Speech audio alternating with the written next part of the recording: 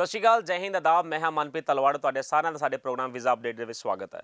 Visa update ਜਿੱਥੇ ਕਿ ਤੁਹਾਨੂੰ ਮਿਲਦੀ ਹੈ ਅਪਡੇਟਡ ਇਨਫੋਰਮੇਸ਼ਨ, ਔਰ ਇਹ ਇਨਫੋਰਮੇਸ਼ਨ ਮਿਲਦੀ ਹੈ ਤੁਹਾਨੂੰ ਵੀਜ਼ਾ ਐਕਸਪਰਟਸ ਦੇ ਥਰੂ। ਇਹ ਉਹ ਐਕਸਪਰਟਸ ਨੇ ਜਿਹੜੇ ਕਿ ਪੰਜਾਬ ਤੋਂ ਲਾਇਸੈਂਸ ਲੈ ਕੇ ਬੈਠੇ ਨੇ ਔਰ ਹਮੇਸ਼ਾ ਹੀ ਤੁਹਾਨੂੰ ਅਪਡੇਟਡ ਵੀਜ਼ਾ ਦੀ ਇਨਫੋਰਮੇਸ਼ਨ ਦਿੰਦੇ ਨੇ ਤਾਂ ਕਿ ਤੁਸੀਂ ਵਿਦੇਸ਼ 'ਚ ਜਾ ਕੇ ਆਪਣਾ ਪੜ੍ਹਨ ਦਾ ਜਾਂ ਸੈਟਲਮੈਂਟ ਹੋਣ ਦਾ ਸੁਪਨਾ ਪੂਰਾ ਕਰ ਸਕੋ। ਸੋ ਇਸ ਮੁਹਿੰਮ ਨੂੰ ਦੇਖਦੇ ਹੋਏ ਕੱਲ੍ਹ ਦਾ ਇੱਕ ਆਰਟੀਕਲ, ਕੱਲ੍ਹ ਦੀ ਇੱਕ ਨਿਊਜ਼ਪੇਪਰ 'ਚ ਇੱਕ ਐਡਵਰਟੀਜ਼ਮੈਂਟ ਆਈ ਹੈ ਜਿਹੜੀ ਕਿ ਪੰਜਾਬ ਗੌਰਮੈਂਟ ਵੱਲੋਂ ਸਾਡੇ CM ਸਾਹਿਬ ਨੇ ਦਿੱਤੀ ਹੈ, ਔਰ ਉਹਨਾਂ ਨੇ ਸਾਰੇ ਬਿਜ਼ਨਸ ਨੂੰ ਵੈਲਕਮ ਕੀਤਾ ਕਿ ਅਗਰ ਉਹ ਕੋਈ ਕਿਸੇ ਵੀ ਤਰ੍ਹਾਂ ਦਾ ਸੁਝਾਅ ਦੇਣਾ ਚਾਹੁੰਦੇ ਨੇ ਔਰ ਉਸ ਸੁਝਾਅ ਨੂੰ ਲੈ ਕੇ ਅਗਰ ਉਸ ਬਿਜ਼ਨਸ ਦੀ ਅਮੈਂਡਮੈਂਟ ਨਾਲ ਪੰਜਾਬ ਦੀ ਜਨਤਾ ਦਾ ਭਲਾ ਹੋ ਸਕਦਾ ਤਾਂ ਉਸ ਸੁਝਾਅ ਨੂੰ ਜ਼ਰੂਰ ਇੰਟਰਟੇਨ ਕੀਤਾ ਜਾਏਗਾ।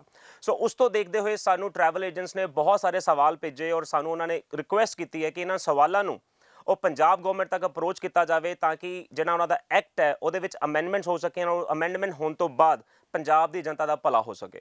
ਸੋ ਉਸ ਦੇ ਜਵਾਬ, ਜਿਹੜੇ ਸਵਾਲਾਂ ਦੇ ਜਵਾਬ ਲੈਣ ਲਈ ਅਸੀਂ ਆਪਣੇ ਸ਼ੋਅ ਦੇ ਵਿੱਚ ਅੱਜ ਐਕਸਪਰਟਸ ਨੂੰ ਬੁਲਾਇਆ ਜਿਹੜੇ ਕਿ ਸਿਰਫ ਐਕਸਪਰਟਸ ਹੀ ਨਹੀਂ ਹੈ ਬਲਕਿ ਇੱਕ ਅਲੀਸ ਨਾਮ ਦੀ ਐਸੋਸੀਏਸ਼ਨ ਹੈ, association of license immigration and education consultants, ਉਹਨੂੰ ਵੀ ਰਨ ਕਰ ਰਹੇ ਨੇ।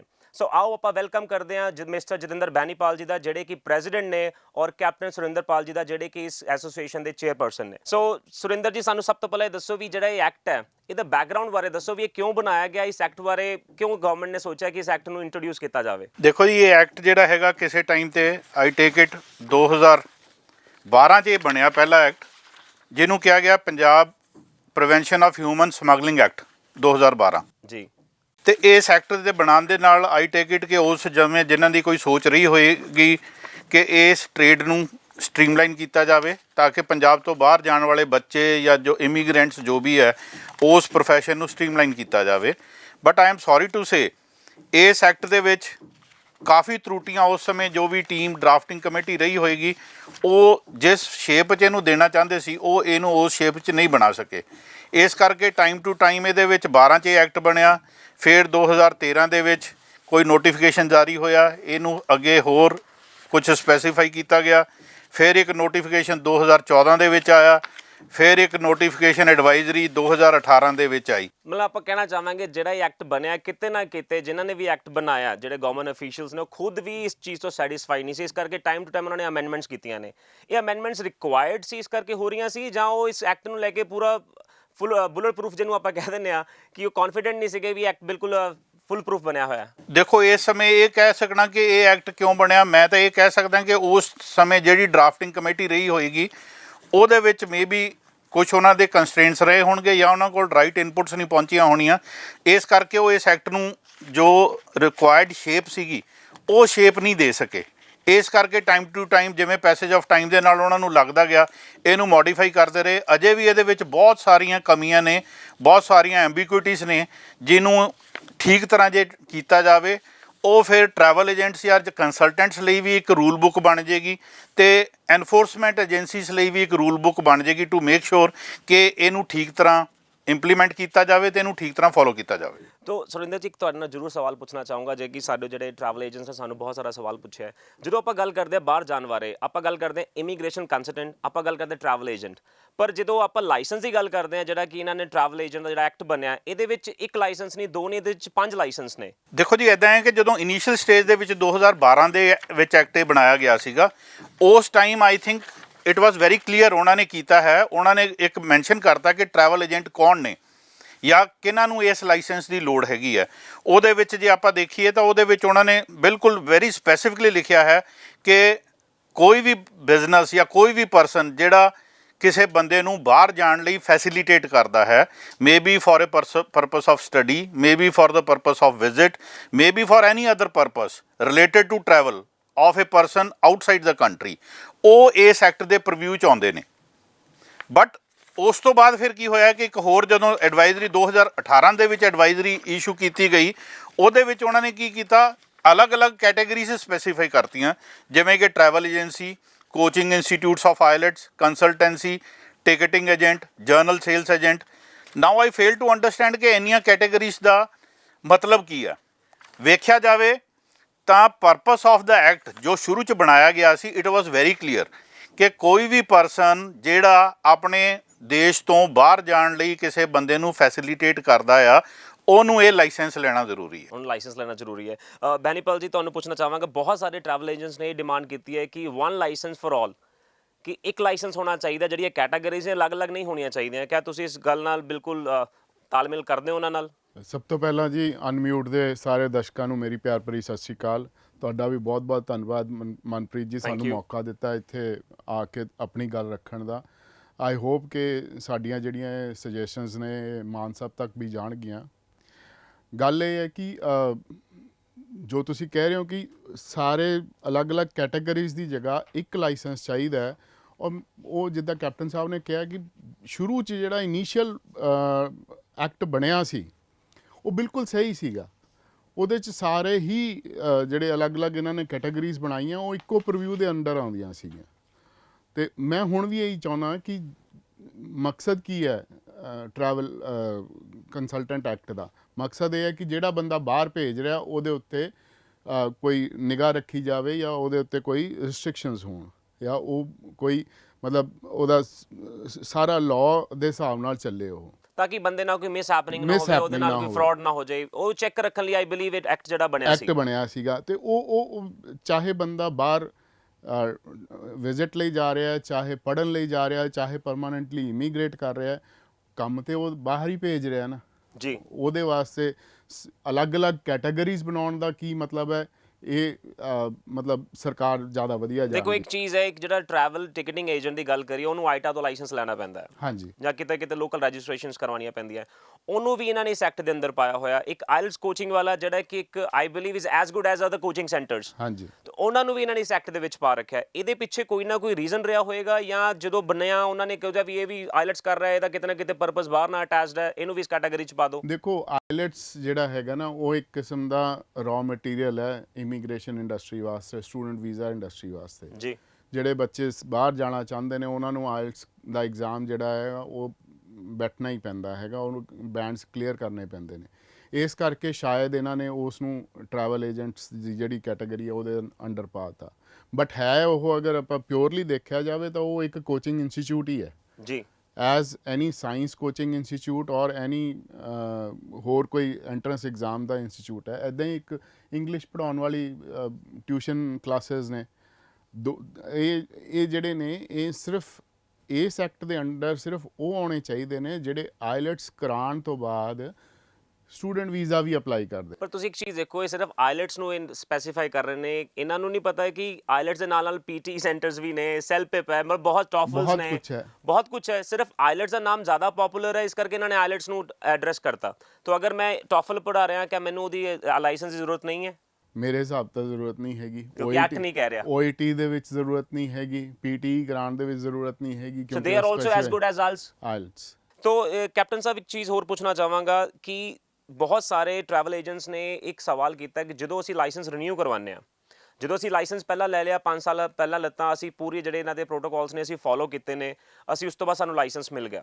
ਪਰ ਜਦੋਂ ਅਸੀਂ ਰੀਨਿਊ ਕਰਵਾਉਣ ਜਾਂਦੇ ਹਾਂ, ਸਾਨੂੰ ਉਦੋਂ ਫਿਰ ਸਾਰਾ ਪ੍ਰੋਸੈਸ ਦੁਬਾਰਾ ਤੋਂ ਕਰਨਾ ਪੈ ਰਿਹਾ, ਸਾਨੂੰ ਉਸ ਟਾਈਮ ਵੀ ਬਹੁਤ ਜ਼ਿਆਦਾ ਪ੍ਰੋਬਲਮਸ ਆ ਰਹੀਆਂ ਨੇ। ਦੇਖੋ ਜੀ, ਲਾਇਸੈਂਸਿੰਗ ਜਿਹੜਾ ਹੈਗਾ system, basically sole purpose of having a license is to have some regulations in the trade. ਜੀ, ਠੀਕ ਹੈ। ਲਾਇਸੈਂਸ ਜੋ ਵੀ ਬਣਿਆ ਗੁੱਡ ਇੰਟੈਂਟ ਨਾਲ ਬਣਿਆ, ਇਹ ਸਿਸਟਮ ਜੋ ਵੀ ਐਕਟ ਬਣਿਆ, but over a period of time various advisories ਵਗੈਰਾ ਹੋਰ ਆ ਕੇ ਉਹ ਸਾਰੀਆਂ ਚੀਜ਼ਾਂ ਇੱਕ ਦੂਜੇ ਨੂੰ ਕਨਫਲਿਕਟ ਕਰਦੀਆਂ ਚੱਲੀਆਂ ਗਈਆਂ। ਫਸਟ ਟਾਈਮ ਦੇਖੋ, ਜਦੋਂ ਮੈਂ ਲਾਇਸੈਂਸ ਲੈ ਰਿਹਾ, ਦੇ ਹੈਵ ਏ ਰਾਈਟ, ਉਹਨਾਂ ਨੂੰ ਹਰ ਚੀਜ਼, ਹਰ ਵੈਰੀਫਿਕੇਸ਼ਨ ਦੇ ਕੇ ਮੈਨੂੰ ਲਾਇਸੈਂਸ ਦੇਣਾ ਪੈਂਦਾ। ਹੁਣ ਮੈਂ 5 ਸਾਲ ਦੀ ਮੇਰੀ ਸਟੈਂਡਿੰਗ ਹੋ ਗਈ ਬਿਜ਼ਨਸ ਦੇ ਵਿੱਚ, ਟ੍ਰੇਡ ਦੇ ਵਿੱਚ। ਹੁਣ ਜਦੋਂ ਮੇਰਾ ਰਿਨਿਊਵਲ ਦਾ ਟਾਈਮ ਆਉਂਦਾ, then they should simplify the system so that I am happy that I have a license ਤੇ ਮੇਰਾ ਲਾਇਸੈਂਸ ਟਾਈਮਲੀ ਰਿਨਿਊ ਹੋ ਜਾਵੇ। It is renewal the system ਅੱਜ ਦੀ ਤਾਰੀਖ ਦੇ ਵਿੱਚ, ਹਾਲਾਂਕਿ ਐਕਟ ਦੇ ਜਾਂ ਨੋਟੀਫਿਕੇਸ਼ਨ ਦੇ ਦੌਰਾਨ ਇਹਨੂੰ ਸਿੰਪਲੀਫਾਈ ਕੀਤਾ ਗਿਆ ਹੈਗਾ, but on ground it is as good as getting a fresh and new license. Means ਮੈਂ 5 ਸਾਲ ਦਾ ਐਕਸਪੀਰੀਅੰਸ ਹੋਣ ਤੋਂ ਬਾਵਜੂਦ ਵੀ ਮੈਨੂੰ ਕੋਈ ਉਹਦੀ ਪ੍ਰਿਵਿਲੇਜ, ਮੈਨੂੰ ਉਹਦਾ ਕੋਈ ਫਾਇਦਾ ਨਹੀਂ ਮਿਲ ਰਿਹਾ। It is as good as the kind of documentation ਜਿਹੜੀ ਮੰਗੀ ਜਾਂਦੀ ਹੈਗੀ ਹੈ। ਹਾਲਾਂਕਿ ਨੋਟੀਫਿਕੇਸ਼ਨ ਦੇ ਵਿੱਚ ਕਈ ਜਗ੍ਹਾ ਤੇ ਮੈਂਸ਼ਨਡ ਹੈਗਾ ਕਿ ਆਈਦਰ ਦਿਸ ਡਾਕੂਮੈਂਟ ਔਰ ਦਿਸ ਡਾਕੂਮੈਂਟ, ਪਰ ਉਹ ਈਦਰ ਔਰ ਦੇ ਵਿੱਚ ਦੇ ਵਿੱਚ ਕਨਫਿਊਜ਼ਨ ਹੈਗੀ ਹੈ। ਜਿਹੜਾ ਡੀਲਿੰਗ ਹੈਂਡ ਜਿੱਥੇ ਸਾਡੀ ਫਾਈਲ ਨੇ ਜਾਣਾ ਹੈ ਲਾਇਸੈਂਸ ਰਿਨਿਊਵਲ ਦੇ ਲਈ, ਉੱਥੇ ਹੀ demands complete set of documents as good as seeking a fresh licence. So means ਜੇ ਮੈਂ ਪਹਿਲਾ ਲਾਇਸੈਂਸ ਲੱਤਾ ਜੀ 5 ਸਾਲ ਪਹਿਲਾਂ, ਮੈਨੂੰ ਅਗਰ 2 ਤੋਂ 4 ਮਹੀਨੇ ਲੱਗੇ ਨੇ, ਮੈਂ ਦੂਸਰੀ ਜਦੋਂ ਰਿਨਿਊ ਕਰਵਾਉਣਾ ਹੈ, ਮੈਨੂੰ ਫਿਰ ਉਨਾ ਹੀ ਟਾਈਮ ਸਪੈਂਡ ਕਰਨਾ ਪਏਗਾ, ਮੈਨੂੰ ਉਹਦਾ ਕੋਈ ਬੈਨੀਫਿਟ ਨਹੀਂ ਹੈ ਕਿ ਮੈਂ 5 ਸਾਲ ਪੁਰਾਣਾ ਜਾਂ 5 ਸਾਲ ਤੋਂ ਬੈਠਾ ਇੱਕ ਹੀ ਜਗ੍ਹਾ ਦੇ ਉੱਤੇ। ਸਰ ਮੇਬੀ ਉਸ ਟਾਈਮ ਸ਼ਾਇਦ ਘੱਟ ਟਾਈਮ ਲੱਗਿਆ ਹੋਵੇ, ਬਟ ਅੱਜ ਦੀ ਤਰੀਕੇ 'ਚ ਗਰਾਊਂਡ ਰਿਐਲਿਟੀ ਇਹ ਹੈ ਕਿ renewal is taking more time than the initial issue of licence. ਕਿ is there not specific time ਕਿ ਇੱਕ ਪ੍ਰੋਸੈਸਿੰਗ ਟਾਈਮ ਇਹਨਾਂ ਨੇ ਸਪੈਸੀਫਾਈ ਕੀਤਾ ਹੋਵੇ? ਨਹੀਂ, ਕਿਤੇ ਵੀ ਜਗ੍ਹਾ ਤੇ ਨਾ ਕੋਈ ਸਪੈਸੀਫਾਈਡ ਪ੍ਰੋਸੈਸਿੰਗ ਟਾਈਮ ਹੈ ਤੇ ਨਾ ਕੋਈ ਟਾਈਮ ਬਾਉਂਡ ਮੈਨਰ ਦੇ ਵਿੱਚ ਇਸ ਰਿਨਿਊਅਲ ਆਫ ਲਾਇਸੈਂਸ ਨੂੰ ਪ੍ਰੋਸੈਸ ਕਰਦਾ। ਸੋ ਇੱਕ ਚੀਜ਼ ਮੈਂ ਇੱਥੇ ਜ਼ਰੂਰ ਐਡ ਆਨ ਕਰਨਾ ਚਾਹਾਂਗਾ ਕਿ ਜਿਹੜੇ ਇੱਕ ਬਹੁਤ ਸਾਰਾ ਪੁਆਇੰਟ ਇਹ ਵੀ ਉੱਭਰ ਕੇ ਆ ਰਿਹਾ ਕਿ ਇਹਨਾਂ ਨੇ ਕਿਹਾ ਕਿ ਤੁਹਾਡੇ ਕੋਲ 3 ਸਾਲ ਦੀ ਰੈਂਟਡ ਚਾਹੀਦੀ ਹੈ। ਸਪੋਜ਼ ਮੈਂ ਅੱਜ ਆਫਿਸ ਲੈ ਲੈਣਾ 3 ਸਾਲ ਲਈ, ਲਾਇਸੈਂਸ ਮੈਨੂੰ 9 ਮਹੀਨੇ ਨਹੀਂ ਮਿਲ ਰਿਹਾ ਜਾਂ 8 ਮਹੀਨੇ ਨਹੀਂ ਮਿਲ ਰਿਹਾ, 4 ਮਹੀਨੇ ਨਹੀਂ ਮਿਲ ਰਿਹਾ, ਚਲੋ ਬਹੁਤ ਜ਼ਿਆਦਾ ਫਾਸਟ ਪ੍ਰੋਸੈਸਿੰਗ ਹੈ, 4 ਮਹੀਨੇ ਦਾ ਟਾਈਮ ਲੈ ਲੈਂਦੇ ਆ, ਉਹ 4 ਮਹੀਨੇ ਦਾ ਮੈਨੂੰ ਰੈਂਟ ਤਾਂ ਪੇ ਕਰਨਾ ਹੀ ਪੈ ਰਿਹਾ ਸਰਟਨਲੀ ਯੈਸ। ਤੇ ਕੰਮ ਮੈਂ ਕਰ ਨਹੀਂ ਸਕਦਾ। ਯੈਸ ਦੈਟ ਇਜ਼ ਵਾਟ ਮੈਂ ਕਹਿਣਾ ਚਾਹੁੰਦਾ ਹਾਂ। ਤੇ ਇਹਦੇ ਲਈ ਕੋਈ ਆਪਾਂ ਆਲਟਰਨੇਟਿਵ ਨਹੀਂ ਦੇ ਸਕਦੇ ਗਵਰਨਮੈਂਟ ਨੂੰ, ਕਿਉਂਕਿ ਆਬਵੀਅਸਲੀ ਸਾਡੇ ਮਾਨ ਸਾਹਿਬ ਨੇ ਸੁਜੈਸ਼ਨ ਮੰਗਿਆ ਤੇ ਸਾਨੂੰ ਸੁਜੈਸ਼ਨ ਉਹਨਾਂ ਨੂੰ ਦੇਣਾ ਚਾਹੀਦਾ ਹੈ। ਮੇਰੀ ਇਹ ਸੁਜੈਸ਼ਨ ਹੈ ਇਹਦੇ 'ਚ ਕਿ ਜਿੱਦਾਂ ਅਸੀਂ ਪਾਸਪੋਰਟ, ਅਸੀਂ ਟਰੈਵਲ ਇੰਡਸਟਰੀ ਦੇ ਨਾਲ ਬਿਲੋਂਗ ਕਰਦੇ ਹਾਂ, ਤਾਂ ਮੈਂ ਟਰੈਵਲ ਇੰਡਸਟਰੀ ਦਾ ਹੀ ਇੱਕ ਐਗਜ਼ਾਮਪਲ ਦਊਂਗਾ। ਜਿੱਦਾਂ ਪਾਸਪੋਰਟ ਅਸੀਂ ਰਿਨਿਊਅਲ ਕਰਾਉਂਦੇ ਆ, ਉਹਦੇ 'ਚ ਅਗਰ ਬਾਕੀ ਸਾਰੀਆਂ ਡਿਟੇਲਸ ਸੇਮ ਹੋਣ ਤਾਂ ਉਹਦੇ 'ਚ ਇੰਨਾ ਕੁਛ ਰਿਨਿਊਅਲ ਵਾਸਤੇ ਟਾਈਮ ਨਹੀਂ ਲੱਗਦਾ। Same is the case should be with R travel consultants ਕਿ ਅਗਰ ਉਸ ਬੰਦੇ ਦੇ ਉੱਤੇ ਕੋਈ ਕੀ ਕਹਿੰਦੇ ਹੁੰਦੇ ਆ ਰਿਪੋਰਟ ਨਹੀਂ ਦਰਜ, ਕੋਈ ਉਹਦੇ ਖਿਲਾਫ ਕੋਈ ਕਿਸੇ ਨੇ FIR ਨਹੀਂ ਦਰਜ ਕਰਾਈ ਪੀਸੀਸੀ ਹੋਈ, ਕਲੀਅਰ ਆ, ਅਗਰ ਉਹਦੀ ਅਗਰ PCC ਕਲੀਅਰ ਹੈ ਤਾਂ that PCC should be done ਅਵੇ ਵਿਦ, ਕਿਉਂਕਿ ਉਸ ਬੰਦੇ ਨੇ 5 ਸਾਲ ਤੱਕ ਜਿਹੜਾ ਕੰਮ ਕੀਤਾ ਉਹ ਬੜਾ ਓਨੈਸਟਲੀ ਕੀਤਾ ਉਹਨੇ ਕੰਮ, ਔਰ ਉਹੀ ਉਹਦਾ ਸੇਮ ਪ੍ਰਮਾਈਸਿਸ ਦੇ ਵਿੱਚ ਆਫਿਸ ਹੈ, ਸੇਮ ਪ੍ਰਮਾਈਸਿਸ ਦੇ ਵਿੱਚ ਉਹਦਾ ਰੈਜ਼ੀਡੈਂਸ ਹੈ, ਤੇ ਇਸ ਕਰਕੇ ਉਹਨੂੰ ਉਹਦਾ ਕੁਝ ਵੀ ਚੇਂਜ ਨਹੀਂ ਹੋਇਆ। ਇਸ ਕਰਕੇ ਉਹਨੂੰ ਕੁਛ ਇਹ ਦੁਬਾਰਾ ਤੋਂ PCC ਕਰਨ 'ਚ ਔਰ ਦੁਬਾਰਾ ਤੋਂ ਲੀਜ਼ ਡੀਡ ਲੈਣ ਦੇ ਵਿੱਚ ਇਹਦੇ 'ਚ ਟਾਈਮ ਵੇਸਟ ਨਹੀਂ ਕਰਨਾ ਚਾਹੀਦਾ। ਸੈਕੰਡ ਥਿੰਗ ਜਿਹੜੀ ਹੈ ਉਹ ਮੈਂ ਕਹਿਣਾ ਚਾਹੂੰਗਾ ਕਿ ਜੋ ਇਹਦੀ ਐਪਲੀਕੇਸ਼ਨ ਹੈ ਰਿਨਿਊਅਲ ਆਫ ਲਾਇਸੈਂਸ ਜਾਂ ਨਿਊ ਲਾਇਸੈਂਸ ਦੀ, ਇਹ that should B submitted at the ਸੁਵਿਧਾ ਸੈਂਟਰਸ। ਉਹਦੇ ਨਾਲ ਕੀ ਹੈ ਕਿ ਉਹ ਸੁਵਿਧਾ ਸੈਂਟਰ ਵਾਲੇ ਸਾਰਾ ਕੁਝ ਦੇਖ ਕੇ ਤੁਹਾਨੂੰ ਇੱਕ ਸਲਿੱਪ ਦੇ ਦਿੰਦੇ ਨੇ, ਔਰ ਉਹ ਸਲਿੱਪ ਦੇ ਉੱਤੇ ਜੋ ਨੰਬਰ ਹੈਗਾ, ਰਿਸਿਪਟ ਨੰਬਰ ਹੈਗਾ, ਸਾਰਾ ਤੁਹਾਡਾ ID ਬਣੀ ਹੋਈ ਹੈ, ਉਹਦੇ ਨਾਲ ਤੁਸੀਂ ਐਟਲੀਸਟ ਆਪਣੀ ਐਪਲੀਕੇਸ਼ਨ ਨੂੰ ਟਰੈਕ ਕਰ ਸਕਦੇ ਹੋ ਕਿ ਤੁਹਾਡੀ ਐਪਲੀਕੇਸ਼ਨ ਹੁਣ ਕਿਸ ਸਟੇਜ ਤੇ ਕਿਸ ਆਫਿਸ 'ਚ ਪਈ ਹੈ, because lot of offices are involved in issuing this license as of now। ਅੱਜ ਦੀ ਤਰੀਕ 'ਚ MA ਬ੍ਰਾਂਚ ਹੈਗੀ DC ਆਫਿਸ ਦੀ, ਫਿਰ DSP ਆਫਿਸ ਹੈ, ਫਿਰ ਲੋਕਲ SHO ਆਫਿਸ ਹੈ, ਉਸ ਤੋਂ ਬਾਅਦ ਫਿਰ SSP ਆਫਿਸ ਹੈ, ਔਰ ਜਿੱਥੇ ਤੁਹਾਡਾ ਆਫਿਸ ਹੈ ਉੱਥੇ ਦੀ ਵੀ ਤੁਹਾਡੀ PCC ਹੋਣੀ ਹੈ, ਜਿੱਥੇ ਤੁਹਾਡਾ ਘਰ ਹੈਗਾ ਉੱਥੇ ਦੀ ਵੀ PCC ਹੋਣੀ ਹੈ, ਔਰ ਅਗਰ ਤੁਹਾਡਾ ਪਰਮਾਨੈਂਟ ਐਡਰੈਸ ਕਿਤੇ ਹੋਰ ਦਾ ਹੈਗਾ ਤਾਂ ਉੱਥੇ ਦੀ ਵੀ PCC ਹੋਣੀ ਹੈ। ਕੈਪਟਨ ਸਾਹਿਬ ਇੱਕ ਚੀਜ਼ ਹੋਰ ਆਉਂਦੀ ਹੈ, ਜਦੋਂ ਇੱਕ ਕਹਿੰਦੇ ਅਸੀਂ ਰਿਨਿਊਅਲ ਲਈ ਲਾਇਸੈਂਸ ਪਾਉਂਦੇ ਹਾਂ, ਸਾਨੂੰ ਅਗਰ 4 ਤੋਂ 6 ਮਹੀਨੇ ਦਾ ਟਾਈਮ ਲੱਗਦਾ ਤੇ ਉਹ 4 ਤੋਂ 6 ਮਹੀਨੇ ਸਾਨੂੰ ਇਹ ਕਿਹਾ ਜਾਂਦਾ ਵੀ ਤੁਸੀਂ ਕੰਮ ਨਹੀਂ ਕਰ ਸਕਦੇ। ਅਗਰ ਉਹ ਕੰਮ ਕਰਦੇ ਨੇ ਤੇ ਉਹਨਾਂ ਤੇ ਮਤਲਬ ਕਿਤੇ ਨਾ ਕਿਤੇ ਐਕਸ਼ਨ ਲੈਣ ਦੀ ਉਹਨਾਂ ਨੂੰ ਮਤਲਬ ਡਰ ਰਹਿੰਦਾ ਹੈ। ਕਿਆ ਇਹ ਕੰਮ ਕਰ ਸਕਦੇ ਨੇ ਇਸ ਦੌਰਾਨ ਜਾਂ ਉਹਨਾਂ ਨੂੰ ਕੰਮ ਨਹੀਂ ਕਰਨਾ ਚਾਹੀਦਾ? ਦੇਖੋ, ਜੇ ਤਾਂ ਲਾਅ ਦੀ ਰੂਲ ਦੀ ਜਾਂ ਇਸ ਐਕਟ ਦੀ ਗੱਲ ਕਰੀਏ, ਇਹਦੇ ਵਿੱਚ ਕਿਤੇ ਵੀ ਸਪੈਸੀਫਾਈਡ ਨਹੀਂ ਹੈਗਾ। ਜੇ ਲੌਜਿਕ ਦੀ ਗੱਲ ਕਰੀਏ, ਸਿੰਸ ਮੇਰੇ ਕੋਈ ਵੀ ਪਾਰਟੀਕੂਲਰਸ ਦੇ ਵਿੱਚ ਵੇਰੀਏਸ਼ਨ ਨਹੀਂ ਹੈਗੀ, I should be permitted to work and operate. Right. ਤਾਂ ਇੱਕ ਚੀਜ਼ ਹੋਰ ਦੱਸੋ ਕਿ ਇਹ ਕਹਿੰਦੇ ਨੇ ਕਿ ਤੁਸੀਂ ਇੱਕ ਸ਼ਹਿਰ 'ਚ, ਇੱਕ ਡਿਸਟ੍ਰਿਕਟ 'ਚ ਤੁਸੀਂ ਇੱਕ ਤੋਂ ਵੱਧ ਆਫਿਸ ਨਹੀਂ ਰੱਖ ਸਕਦੇ, ਇਹ ਕਿਉਂ? ਦੇਖੋ ਜੀ, ਇਹ ਵੀ ਨਾ ਇੱਕ ਮਿਸ ਇੰਟਰਪ੍ਰੀਟੇਸ਼ਨ ਹੈਗੀ ਆ ਰੈਗੂਲੇਸ਼ਨਸ ਦੀ। ਜੇ ਆਪਾਂ ਰੈਗੂਲੇਸ਼ਨ ਦੀ ਗੱਲ ਕਰੀਏ, ਇਹਦੇ ਵਿੱਚ ਲਿਖਿਆ ਹੋਇਆ ਹੈਗਾ ਕਿ you can have offices in other districts, right? ਠੀਕ ਹੈ। ਹੁਣ ਉਹਦੀ ਇੰਟਰਪ੍ਰੀਟੇਸ਼ਨ ਇਹ ਹੈ ਕਿ when the act is talking about other district, that means ਇੱਕ ਡਿਸਟ੍ਰਿਕਟ ਦਾ ਤੁਸੀਂ ਹੈਗਾ, ਉਹਦੇ ਵਿੱਚ ਕਿਤੇ ਵੀ ਐਕਟ ਦੇ ਵਿੱਚ ਸਪੈਸੀਫਾਈਡ ਨਹੀਂ ਹੈਗਾ that you can have one or more offices. It is everybody is trying to interpret the law or the regulations to his benefit. So that means that it's a very big confusion for everyone. Yes. They can have a more office, but the government itself is not allowing them or even not opposing them. ਦੇਖੋ, ਇੱਕ ਵੈਸੇ ਇੱਕ example ਦੇ ਤੌਰ ਤੇ ਮੈਂ ਗੱਲ ਕਰਾਂ ਕਿ ਮੈਂ ਕੋਈ 4 ਸਾਲ ਪਹਿਲਾਂ ਇੱਕ ਇਨੀਸ਼ੀਅਲੀ ਲਾਇਸੈਂਸ ਲਿੱਤਾ। ਆਈ ਵਾਜ਼ ਨਿਊ ਇਨ ਦਾ ਟ੍ਰੇਡ। ਮੈਂ ਇੱਕ ਛੋਟੀ ਜਗ੍ਹਾ ਤੋਂ ਆਫਿਸ ਆਪਣਾ ਲੈ ਕੇ ਲਾਇਸੈਂਸ ਲੈ ਕੇ ਕੰਮ ਸ਼ੁਰੂ ਕਰਤਾ। Over a period of time ਮੇਰਾ ਕੰਮ ਐਕਸਪੈਂਡ ਕੀਤਾ, but within the same floor or premises ਮੇਰੇ ਕੋਲ ਵੱਡਾ ਸਪੇਸ ਅਵੇਲੇਬਲ ਨਹੀਂ ਹੈਗਾ। Perforce I had to move to some other place for a bigger thing, but at the same time ਮੈਂ ਆਪਣਾ ਜੋ ਇਨੀਸ਼ੀਅਲ ਆਫਿਸ ਜਿੱਥੋਂ ਮੈਂ ਆਪਣਾ ਕਾਰੋਬਾਰ ਸ਼ੁਰੂ ਕੀਤਾ, ਕਿਉਂਕਿ ਉਹ ਮੇਰਾ ਅੱਡਾ ਬਣ ਗਿਆ, ਮੈਂ ਉਹਨੂੰ ਚੇਂਜ ਨਹੀਂ ਕਰਨਾ ਚਾਹੁੰਦਾ।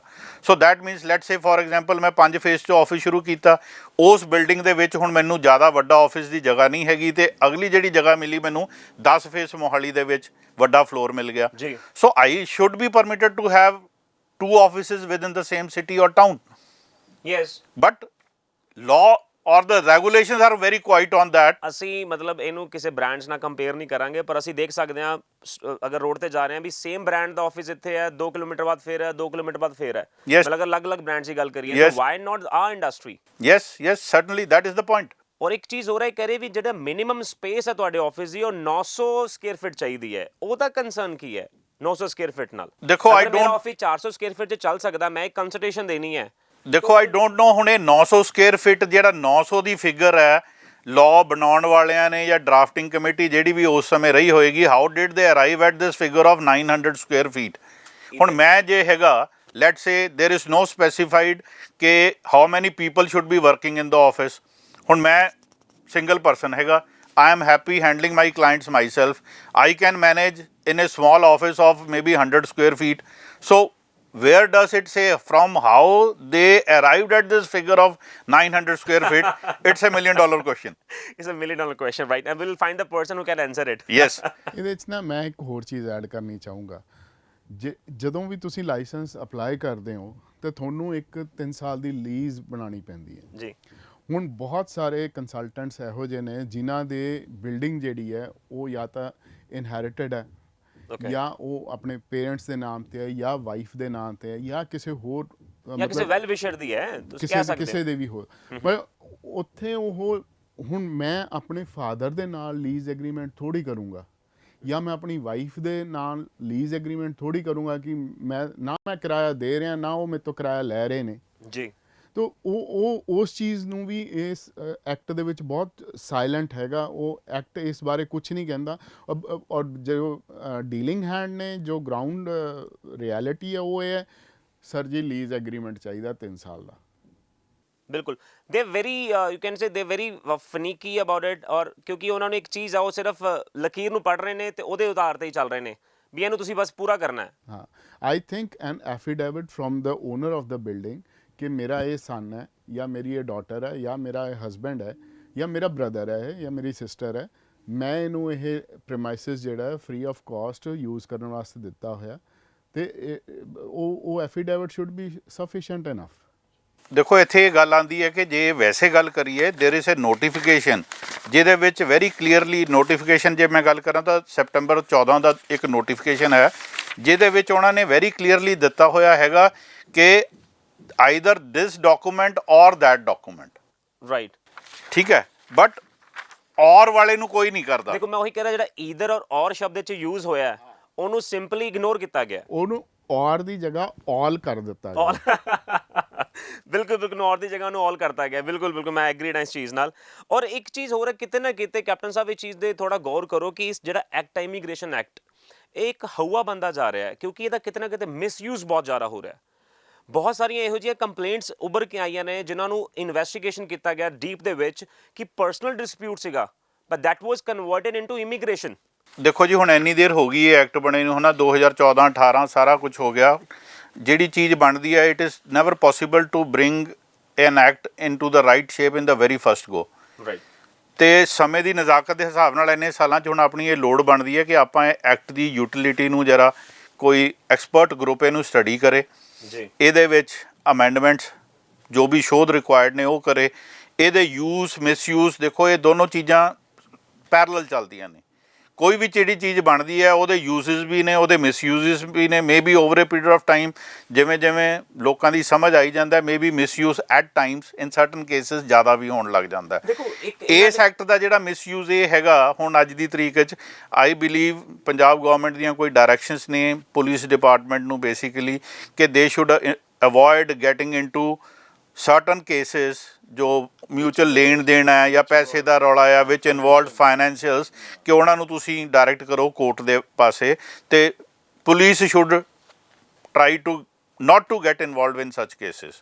ਬਟ ਇਸ ਐਕਟ ਦੇ ਵਿੱਚ ਨਾਓ ਪੀਪਲ ਜਿਨ੍ਹਾਂ ਦਾ ਆਪਸ ਕੋਈ ਪਰਸਨਲ ਫਾਈਨੈਂਸ਼ੀਅਲ ਲੈਣ ਦੇਣ ਹੈ, ਉਹ ਇਹ ਸੈਕਟਰ ਦਾ ਲੈ ਕੇ ਕਿ ਜਿਹਨੇ ਲੈਣਾ ਆ, ਜਿਹਨੂੰ ਲੈਣਾ ਉਹਦੇ ਤੇ ਕਰ ਦਿੰਦਾ ਕਿ ਜੀ ਇਹਨੇ ਮੇਰੇ ਤੋਂ ਇੰਨੇ ਪੈਸੇ ਲਿੱਤੇ ਮੇਰੇ ਮੁੰਡੇ ਨੂੰ ਬਾਹਰ ਭੇਜਣ ਦੇ ਲਈ, and police immediately comes into action. Means ਕਿਤੇ ਨਾ ਕਿਤੇ ਜਿਹੜਾ ਜੈਨੂਅਨ ਕੇਸਿਸ ਵੀ ਨੇ ਜਾਂ ਜੈਨੂਅਨ ਕੋਈ ਲੈਣ ਦੇਣ ਹੈ ਉਹਨੂੰ ਵੀ ਇਮੀਗ੍ਰੇਸ਼ਨ ਦਾ ਇੱਕ ਛਾਂਵ ਦੇ ਕੇ ਉਹਨੂੰ ਕਿਤੇ ਗਲਤ ਡਾਇਰੈਕਸ਼ਨ 'ਚ ਡਾਇਵਰਟ ਕੀਤਾ ਜਾ ਰਿਹਾ ਹੈ। ਹਾਂ, ਮਿਸਯੂਜ਼ ਹੋ ਰਿਹਾ ਇਹਦਾ ਬਿਲਕੁਲ ਤਾਂ ਮਿਸਯੂਜ਼ ਇਹਦੀ ਹੋ ਰਿਹਾ। ਭਰਪਾਈ ਵੀ ਕਿਤੇ ਨਾ ਕਿਤੇ ਟਰੈਵਲ ਏਜੰਟਸ ਨੂੰ ਹੀ ਕਰਨੀ ਪੈ ਰਹੀ ਹੈ ਕਿਉਂਕਿ ਨਾਮ ਤਾਂ ਉਹਨਾਂ ਦਾ ਹੀ ਬਦਨਾਮ ਹੋ ਰਿਹਾ ਹੈ। ਬਿਲਕੁਲ ਬਿਲਕੁਲ ਕਿਉਂਕਿ ਜਦੋਂ ਵੀ ਡਾਟਾ ਗਵਰਨਮੈਂਟ ਕੋ ਮੰਗਿਆ ਜਾਏਗਾ ਕਿ ਕਿੰਨੀਆਂ ਕੰਪਲੇਂਟਸ ਨੇ ਜਾਂ ਕਿੰਨੀਆਂ FIRs ਨੇ ਇਮੀਗ੍ਰੇਸ਼ਨ ਨੂੰ ਲੈ ਕੇ, ਉਹ ਵੀ ਇਹਦੇ ਵਿੱਚ ਕਾਊਂਟ ਹੋ ਰਹੀਆਂ ਉਹ ਨੇ। ਇਹਦੇ 'ਚ ਹੀ ਕਾਊਂਟ ਹੋ ਰਹੀਆਂ ਨੇ, ਜਦ ਕਿ ਉਹ ਪਰਸਨਲ ਡਿਸਪਿਊਟ ਸੀਗੇ ਆਪਸ 'ਚ ਲੋਕਾਂ ਦੇ। ਕਿਸੇ ਨੇ ਕਿਸੇ ਨੂੰ ਪੈਸੇ ਉਧਾਰੇ ਦਿੱਤੇ ਸੀਗੇ, ਉਹ ਨਹੀਂ ਸੀ ਮੋੜ ਰਿਹਾ, ਕਹਿਤਾ ਜੀ ਮੈਂ ਇਹਨੂੰ ਨਾਲੇ ਪੈਸੇ ਦਿੱਤੇ ਸੀ ਨਾਲੇ ਆਪਣਾ ਪਾਸਪੋਰਟ ਦਿੱਤਾ ਸੀ ਮੁੰਡੇ ਦਾ, ਇਹਨੇ ਨਾ ਮੇਰਾ ਪਾਸਪੋਰਟ ਮੋੜਿਆ ਤੇ ਨਾ ਮੁੰਡੇ ਦੇ ਪੈਸੇ ਮੋੜੇ ਨੇ। ਫਿਰ ਤੁਸੀਂ ਇਹਨੂੰ ਕੀ ਸੁਝਾਅ ਦੇਣਾ ਚਾਹੋਗੇ ਤੁਸੀਂ ਮਾਨ ਸਾਹਿਬ ਨੂੰ ਜਾਂ ਸਰਕਾਰ ਨੂੰ, ਜਿਹੜਾ ਵੀ ਡੈਡੀਕੇਟਡ ਡਿਪਾਰਟਮੈਂਟ ਉਹ ਅੱਗੇ ਇੰਟਰੋਡਿਊਸ ਕਰਨ ਵਾਲੇ ਨੇ? ਦੇਖੋ, ਸਾਡੀ ਸਰਕਾਰ ਨਾਲ ਸਾਡਾ ਸਭ ਤੋਂ ਵੱਡਾ ਅਫਸੋਸ ਜਿਹੜੀ ਸਾਡੀ ਕੰਪੀਟੈਂਟ ਅਥਾਰਟੀ ਹੈ ਜਾਂ ਲਾਇਸੈਂਸਿੰਗ ਅਥਾਰਟੀ ਹੈ, ਸਾਨੂੰ ਉਹਨਾਂ ਤੇ ਹਰਖ ਹੈ। ਕਿਉਂਕਿ ਜਦੋਂ ਤਾਂ ਅਸੀਂ ਲਾਇਸੈਂਸ ਲੈਂਦੇ ਆ, ਅਥਾਰਟੀਜ਼ ਨੇ ਸਾਡੀਆਂ 100% verifications, passport, office address, residential address, 2 sureties, ਸਾਰਾ ਕੁਝ ਲੈ ਕੇ ਵੈਰੀਫਿਕੇਸ਼ਨ ਕਰਕੇ ਸਾਨੂੰ ਲਾਇਸੈਂਸ ਦਿੱਤਾ ਜੀ। ਪਰ ਜਦੋਂ ਕੋਈ ਕੰਪਲੇਂਟ ਆਉਂਦੀ ਹੈ, ਕੰਪਲੇਨੈਂਟ ਦੀ ਕੋਈ ਬੈਕਗਰਾਉਂਡ ਨਹੀਂ ਪਤਾ, ਕੁਝ ਨਹੀਂ ਪਤਾ, ਦੇਰ ਆਰ ਸਰਟਨ ਪ੍ਰੋਫੈਸ਼ਨਲਸ ਜਿਹੜੇ ਐਵੇਂ ਹਰੇਕ ਨਾਲ ਪੰਗਾ ਲੈ ਲੈਂਦੇ ਆ। In the very first go, the moment complaint comes, the administration gets against us, whereas they should be supporting us because ਅਸੀਂ ਆਪਣੀਆਂ 100% ਵੈਰੀਫਿਕੇਸ਼ਨਸ ਕਰਵਾ ਕੇ ਫਿਰ ਲਾਇਸੈਂਸ ਲਿੱਤਾ। ਮੈਂ ਇੱਥੇ ਰਿਲੇਟ ਕਰਨਾ ਚਾਹਾਂਗਾ ਆਪਣੀ ਪਿਛਲਾ ਜਿਹੜੀ ਡਿਸਕਸ਼ਨ ਹੈ, ਇਸ ਤੋਂ ਪਹਿਲਾਂ ਵਾਲਾ ਟੌਪਿਕ, ਉਹ ਇਹ ਹੈ ਕਿ ਜਿਹੜਾ ਨੇ ਪਰਸਨਲ ਡਿਸਪਿਊਟ ਇਮੀਗ੍ਰੇਸ਼ਨ ਐਕਟ ਨਾਲ ਰਿਲੇਟ ਕੀਤੇ ਨੇ, ਉਹੀ ਵਾਲਾ ਵਿਜ਼ਨ ਲੈ ਕੇ, ਉਹੀ ਸੋਚ ਲੈ ਕੇ ਇਹ ਜਦੋਂ ਇੱਕ ਜੈਨੂਅਨ ਕੰਪਲੇਂਟ ਆਉਂਦੀ ਹੈ ਜਾਂ ਇਨਜੈਨੂਅਨ ਕੰਪਲੇਂਟ ਆਉਂਦੀ ਹੈ, ਕੋਈ ਉਹਨਾਂ ਦਾ ਸਮਝੋ ਤੁਸੀਂ ਆਪਾਂ ਕੋਈ ਕਮਿਟਮੈਂਟ ਕੀਤੀ ਹੈ ਜਾਂ ਆਪਾਂ ਕੋਈ ਦੋਨਾਂ 'ਚੋਂ ਇੱਕ ਬੰਦਾ ਮੁੱਕਰ ਗਿਆ। ਸਰ, ਕੰਪਲੇਂਟ ਦੀ ਜੇ ਆਪਾਂ ਗੱਲ ਕਰੀਏ, ਨਾਟ ਦੈਟ ਕਿ ਇਟ ਇਜ਼ ਆਲਵੇਜ਼ ਕਿ consultant or the licensed consultant is at fault ਜੀ। ਬੇਸਿਕਲੀ ਕਿਸੇ ਵੀ ਇਸ਼ੂ ਤੇ ਜੇ ਕਿਤੇ ਡਿਸਪਿਊਟ ਆ ਜਾਂਦੀ ਹੈ, but I am sorry to say ਕਿ authorities and administration immediately gets against the consultant, not against the individual ਨੂੰ, without any verification of the facts ਉਹਨੂੰ innocent ਸਮਝਿਆ ਜਾਂਦਾ ਤੇ consultant ਨੂੰ always culprit ਮੰਨਿਆ ਜਾਂਦਾ। ਹੋਰ ਤਾਂ ਹੋਰ ਮੈਂ ਕਹਿਣਾ ਚਾਹਾਂਗਾ, ਮਤਲਬ ਪਿੱਛੇ ਇਸ ਇਲੈਕਸ਼ਨਸ ਤੋਂ ਪਹਿਲਾਂ I am sorry to say our previous chief minister publicly in a forum declared ਕਿ ਇਹ ਸਾਰੇ ਠੱਗ ਨੇ। Whereas it is his government, it is his ministry, it is his bureaucracy ਜਿਹਨੇ due diligence ਨਾਲ, due verification ਨਾਲ ਸਾਨੂੰ licence ਦਿੱਤਾ, ਤੇ ਹੁਣ ਇਹ head of a state of the same government, he is declaring ਕਿ ਇਹ ਸਾਰੇ ਠੱਗ ਨੇ। He is not questioning us, he is questioning the credibility of his own department and officials. ਤੇ ਕਿਤੇ ਨਾ ਕਿਤੇ ਡਾਊਟ ਕਰ ਰਹੇ ਨੇ। I say he is questioning the credibility or functioning of his own government and the officials responsible in the issuance of, ਜਿਨ੍ਹਾਂ ਨੇ ਇੰਨਾ ਟਾਈਮ ਲਗਾ ਕੇ ਐਕਟ ਬਣਾਇਆ ਹੈ, ਇਹ ਉਹਨਾਂ ਤੇ ਡਾਊਟ ਕਰ ਰਹੇ ਨੇ ਹਜੇ ਕਿ ਸਾਨੂੰ ਜ਼ਿਆਦਾ ਟਰਸਟ ਹੈ ਇਸ ਚੀਜ਼ ਤੇ। ਉਸ ਤੋਂ ਬਾਅਦ ਜਿਨ੍ਹਾਂ ਨੇ ਪੁਲਿਸ ਦੀ ਵੈਰੀਫਿਕੇਸ਼ਨ ਕੀਤੀ ਜਾਂ ਜਿਹੜੇ ਨੇ DC ਸਾਹਿਬ ਨੇ ਜਿਨ੍ਹਾਂ ਨੇ ਆਪਣੀ ਡਿਸਕ੍ਰਿਸ਼ਨ ਯੂਜ਼ ਕਰਕੇ ਲਾਇਸੈਂਸ ਇਸ਼ੂ ਕੀਤਾ, ਉਹ ਸਭ ਦੇ ਉੱਤੇ ਕੁਐਸਚਨ ਮਾਰਕ ਲਾਤਾ ਇਹਨਾਂ ਨੇ। ਬਿਲਕੁਲ, ਕਿ ਉਹਨਾਂ ਨੇ ਆਪਣਾ ਕੰਮ ਸਹੀ ਤਰੀਕੇ ਕੀਤਾ ਨਹੀਂ ਹੈਗਾ। ਜੀ ਜੀ, ਮਤਲਬ ਕਿਤੇ ਨਾ ਕਿਤੇ ਉਹ ਖੁਦ ਵੀ ਖਫਾ ਨੇ, ਉਹ ਖੁਦ ਚਾਹੁੰਦੇ ਨੇ ਕਿ ਇਸ ਐਕਟ ਨੇ ਕਿਤੇ ਨਾ ਕਿਤੇ ਅਮੈਂਡਮੈਂਟਸ ਕੀਤੀਆਂ ਜਾਣ। ਹਾਰਡ ਟੂ ਬਿਲੀਵ ਕਿ ਚੀਫ ਮਿਨਿਸਟਰ, ਸਾਡਾ ਚੀਫ ਮਿਨਿਸਟਰ ਆਪਣੀ ਸਰਕਾਰ ਤੇ ਆਪਣੇ ਦਿੱਤੇ ਹੋਏ ਲਾਇਸੈਂਸ ਤੇ ਕੁਐਸਚਨ ਮਾਰਕ ਲਾ ਰਿਹਾ। ਬਿਲਕੁਲ। ਤੇ ਇੱਕ ਬੈਨੀਪਾਲ ਜੀ, ਇੱਕ ਚੀਜ਼ ਹੋਰ ਹੈ ਕਿ ਬਹੁਤ ਸਾਰੇ ਕੰਸਲਟੈਂਟਸ ਇਹ ਕਹਿ ਰਹੇ ਨੇ ਕਿ ਸਾਡੇ ਕੋਲ ਇਹ ਪੁੱਛਿਆ ਜਾਂਦਾ ਹੈ ਕਿ ਇੱਕ ਤਾਂ ਮੰਥਲੀ ਰਿਪੋਰਟ ਮੰਗੀ ਜਾਂਦੀ ਹੈ, ਠੀਕ ਹੈ, ਚਲੋ ਉਹਦੇ ਨਾਲ ਇਹ ਵੀ ਪੁੱਛਦੇ ਨੇ ਕਿ ਕਿੰਨੇ ਪੈਸੇ ਤੁਸੀਂ ਚਾਰਜ ਕਰ ਰਹੇ ਹੋ ਔਰ ਕਿਹੜੀ ਕੈਟਾਗਰੀ ਲਈ ਕਰ ਰਹੇ ਹੋ। ਮੈਂ ਇਹ ਜਦੋਂ ਇਨੀਸ਼ੀਅਲੀ ਸ਼ੁਰੂ ਹੋਇਆ ਸੀਗਾ ਨਾ ਇਹ ਐਕਟ, ਤਾਂ ਉਹਦੇ 'ਚ ਸਿਰਫ ਇੱਕ ਟਿਕਟਿੰਗ ਏਜੰਟਸ ਵਾਸਤੇ ਇਹ ਰਿਪੋਰਟ ਮੈਂਡੇਟਰੀ ਸੀ ਕਿ ਮੰਥਲੀ ਰਿਪੋਰਟ ਉਹ ਕਿੰਨੀਆਂ ਟਿਕਟਸ ਇਸ਼ੂ ਕਰਦੇ ਨੇ, ਉਹ ਉਹਨਾਂ ਨੇ ਰਿਪੋਰਟ DC ਆਫਿਸ ਨੂੰ ਦੇਣੀ ਸੀ। ਹੌਲੀ ਹੌਲੀ ਕੋਈ ਅਮੈਂਡਮੈਂਟਸ ਆਈਆਂ, ਕੁਛ ਉਹਨਾਂ ਨੂੰ ਮਿਸ ਇੰਟਰਪ੍ਰੈਟ ਕੀਤਾ ਗਿਆ, ਤੇ ਹੁਣ ਕੋਈ ਵੀ ਟਰੈਵਲ ਕੰਸਲਟੈਂਸੀ ਦਾ ਆਫਿਸ ਹੋਵੇ, ਲਾਇਸੈਂਸ ਹੋਵੇ, ਉਹਨੂੰ ਮੰਥਲੀ ਰਿਪੋਰਟ ਦੇਣੀ ਪੈਂਦੀ ਹੈ। ਮੇਰਾ ਇਹ ਕਹਿਣਾ ਕਿ these reports serve no purpose. ਜਾਂ ਤਾਂ ਪਹਿਲੀ ਗੱਲ ਤਾਂ ਇਹ ਹੈ ਕਿ ਅਸੀਂ ਕਿਸੇ ਦਾ ਪਰਸਨਲ ਡੇਟਾ, ਉਹਦਾ ਐਡਰੈਸ, ਉਹਦਾ ਫ਼ੋਨ ਨੰਬਰ, ਪਾਸਪੋਰਟ ਨੰਬਰ, ਉਹ ਅਸੀਂ ਕਿਸੇ ਨੂੰ ਕਿੱਦਾਂ ਸ਼ੇਅਰ ਕਰ ਦਈਏ। That is against. ਔਰ ਇੱਕ ਚੀਜ਼ ਇਹ ਵੀ ਹੈ ਕਿ ਉਹ ਜਿਹੜੇ ਬੱਚੇ ਦਾ ਡੇਟਾ ਤੁਸੀਂ ਸ਼ੇਅਰ ਕਰ ਰਹੇ ਹੋ ਉਹਨੂੰ ਪਤਾ ਹੀ ਨਹੀਂ ਹੈ, ਪਤਾ ਨਹੀਂ ਹੈਗਾ। ਬਿਨਾਂ ਉਹਦੀ ਮਰਜ਼ੀ ਤੋਂ ਆਪਾਂ ਡਾਟਾ ਸ਼ੇਅਰ ਨਹੀਂ ਕਰ ਸਕਦੇ। ਨਹੀਂ ਕਰ ਸਕਦੇ। ਅੱਛਾ, secondly it is my experience ਕਿ ਬਹੁਤ ਸਾਰੇ ਲੋਕੀ ਜਿਹੜੇ ਨੇ ਨਾ ਬਿਊਰੋਕ੍ਰੇਸੀ ਦੇ ਵਿੱਚ ਜਾਂ ਪੋਲੀਟਿਕਸ ਦੇ ਵਿੱਚ ਉਹ ਦੇਖ ਲੈਂਦੇ ਕਿ ਇਸ ਕਿੱਤੇ ਦੇ ਵਿੱਚ ਪੈਸੇ ਚੰਗੇ ਨੇ। ਉਹ ਸਾਡਾ ਜਿਹੜਾ ਡੇਟਾ ਹੈਗਾ ਉਹਦਾ ਮਿਸਯੂਜ਼ ਹੋਣ ਦੇ ਚਾਂਸ ਬਹੁਤ ਜ਼ਿਆਦਾ ਨੇ। ਇੱਥੇ ਤੁਸੀਂ ਕਹਿੰਦੇ ਦੂਰ ਦੇ ਢੋਲ ਸੁਹਾਵ ਨੇ। ਉਹ ਚਲੋ ਹੈ ਤਾਂ ਸਹੀ, ਬਟ ਸਟਿਲ ਉਹ ਡੇਟਾ ਨੂੰ ਮਿਸਯੂਜ਼ ਹੋਣ ਦਾ ਚਾਂਸ ਬਹੁਤ ਨੇ। ਇਹ ਡੇਟਾ ਜਿਹੜਾ ਹੈ ਨਾ ਮੇਰੇ ਹਿਸਾਬ ਨਾਲ ਇਹਦਾ ਕੋਈ ਫਾਇਦਾ ਨਹੀਂ ਹੈਗਾ। This report should be at the end of 5 years ਕਿ ਤੁਸੀਂ ਜੀ ਕਿੰਨਾ ਕੰਮ ਕੀਤਾ। ਜਦੋਂ ਤੁਹਾਡਾ ਲਾਇਸੈਂਸ ਰਿਨਿਊਅਲ ਹੋਣਾ, ਉਹ ਵੀ ਸਿਰਫ ਇਹ ਪਤਾ ਕਰਨ ਵਾਸਤੇ ਕਿ ਇਹ ਬੰਦੇ ਨੇ ਲਾਇਸੈਂਸ ਲੈ ਕੇ ਕੋਈ ਕੰਮ ਕੀਤਾ ਹੈ ਜਾਂ ਨਹੀਂ ਕੀਤਾ। ਹੋਰ ਇਹਨੂੰ monthly reports and 6 monthly report should be done ਅਵੇ ਵਿਦ। ਦੇਖੋ ਤੁਸੀਂ ਲਾਇਸੈਂਸਿੰਗ ਦੀ ਜੇ ਗੱਲ ਕਰੋ, ਇਟ ਇਜ਼ ਨਾਟ ਕਿ this is the only trade which is working under the regime of license. Okay, there are so many trades ਜਿਨ੍ਹਾਂ ਲਈ licence ਲੈਣਾ ਪੈਂਦਾ। ਬਿਲਕੁਲ ਬਿਲਕੁਲ, ਠੀਕ ਹੈ ਨਾ? ਆਲ ਪ੍ਰੋਫੈਸ਼ਨਲਸ ਦੇ ਨੀਡ ਠੀਕ ਹੈ, ਲਾਇਸੈਂਸ। ਕੈਮਿਸਟ ਸ਼ਾਪ ਹੈਗੀ ਹੈ, ਫਾਰਮਾਸਿਊਟੀਕਲ ਦਾ ਕੰਮ ਕਰਦਾ, ਉਹ ਲਾਇਸੈਂਸ ਲੈਂਦਾ from controller of drugs and this thing. Hotel industry ਵਾਲੇ ਲਾਇਸੈਂਸ ਲੈਂਦੇ ਆ, ਫੂਡ ਦਾ ਲਾਇਸੈਂਸ ਲੈਂਦੇ ਆ। ਹੋਰ ਕਿਸੇ ਇੰਡਸਟਰੀ ਦਾ ਲੈ ਲਓ, ਐਡਵੋਕੇਟ ਹੈਗਾ, he takes a licence to bar council ਤੋਂ ਲਾਇਸੈਂਸ ਲੈਂਦਾ ਟੂ ਪ੍ਰੈਕਟਿਸ ਲਾਅ। ਤੇ ਉਵੇਂ ਜਿਵੇਂ it is like any other licence, but nowhere in any of the licences ਉੱਥੇ ਮੰਥਲੀ ਰਿਪੋਰਟ ਮੰਗੀ ਜਾਂਦੀ ਹੈ ਜਾਂ ਡਿਟੇਲ ਮੰਗੇ ਜਾਂਦੇ ਆ ਕੈਂਡੀਡੇਟ ਦੇ। ਤੁਹਾਨੂੰ ਲਾਇਸੈਂਸ ਲੈ ਗਿਆ ਆਪਰੇਟ ਲਈ ਰਿਗਾਰਡਿੰਗ ਐਵਰੀਥਿੰਗ। ਤੁਸੀਂ ਫਾਈਨੈਂਸਿਸ ਲੈਂਦੇ ਹੋ, you income tax department is there, ਤੁਸੀਂ ਆਪਣੀ ਫਾਈਨੈਂਸ਼ੀਅਲ ਡਿਕਲੇਰੇਸ਼ਨ ਦਿੰਦੇ ਹੋ। ਤੁਸੀਂ ਕੰਮ ਕਰਦੇ ਹੋ, ਜੋ ਕੰਮ ਕਰਦੇ ਹੋ ਹਰੇਕ ਜਗ੍ਹਾ there is authority, but no agency, no licensing authority demands such reports at regular intervals. ਔਰ ਇੱਕ ਚੀਜ਼ ਹੋਰ ਹੈ ਜਿਹੜੀ ਉਹ ਕਹਿ ਰਹੇ ਵੀ ਤੁਸੀਂ ਜਿੰਨੀ ਕੰਸਲਟੇਸ਼ਨ ਫੀਸ ਲੱਤੀ ਹੈ, ਸਾਨੂੰ ਰਿਪੋਰਟ ਤਾਂ ਭੇਜੋ ਹੀ ਭੇਜੋ, ਸਾਨੂੰ ਇਹ ਵੀ ਦੱਸੋ ਤੁਸੀਂ ਕਿੰਨੇ ਪੈਸੇ ਚਾਰਜ ਕਰਤੇ ਨੇ। ਦੇਖੋ ਉਹਦੇ ਵਿੱਚ ਵੀ ਇੱਕ ਹੈਗਾ, ਹੁਣ ਲੈਟਸ ਸੇ ਡਾਕਟਰ ਹੈ, ਇੱਕ ਡਾਕਟਰ ਪ੍ਰੈਕਟਿਸ ਕਰ ਰਿਹਾ ਇੱਕ ਛੋਟੇ ਸ਼ਹਿਰ ਦੇ ਵਿੱਚ, ਤੇ ਉਹ doctor same speciality he is charging amount ਏ। ਸੇਮ ਸਪੈਸ਼ਲਿਟੀ ਦਾ ਡਾਕਟਰ ਫੋਰਟੀਜ਼ ਹਸਪੀਟਲ ਦੇ ਵਿੱਚ ਬੈਠਾ, he is charging fee 3 into A, that means 3 times the fees. How can the licensing authority enforce the uniformity of charging of fees? ਦੇਖੋ ਉਹਨਾਂ ਦਾ ਸਵਾਲ And the fees, moreover, the fees is a mutual understanding between me and my client. ਮੈਂ ਉਹਦੇ ਤੋਂ ਕੋਈ ਜ਼ਬਰਦਸਤੀ fees ਨਹੀਂ ਲਿੱਤੀ। ਮੇਰੇ ਕੋਲ ਕਲਾਇੰਟ ਆਇਆ, ਉਹਨੇ ਮੇਰੇ ਨਾਲ ਕੰਸਲਟੇਸ਼ਨ ਲਿੱਤੀ, ਕੰਸਲਟੇਸ਼ਨ ਦੇ ਐਂਡ ਤੇ ਮੈਂ ਉਹਨੂੰ ਸੈਟਿਸਫਾਈ ਕੀਤਾ।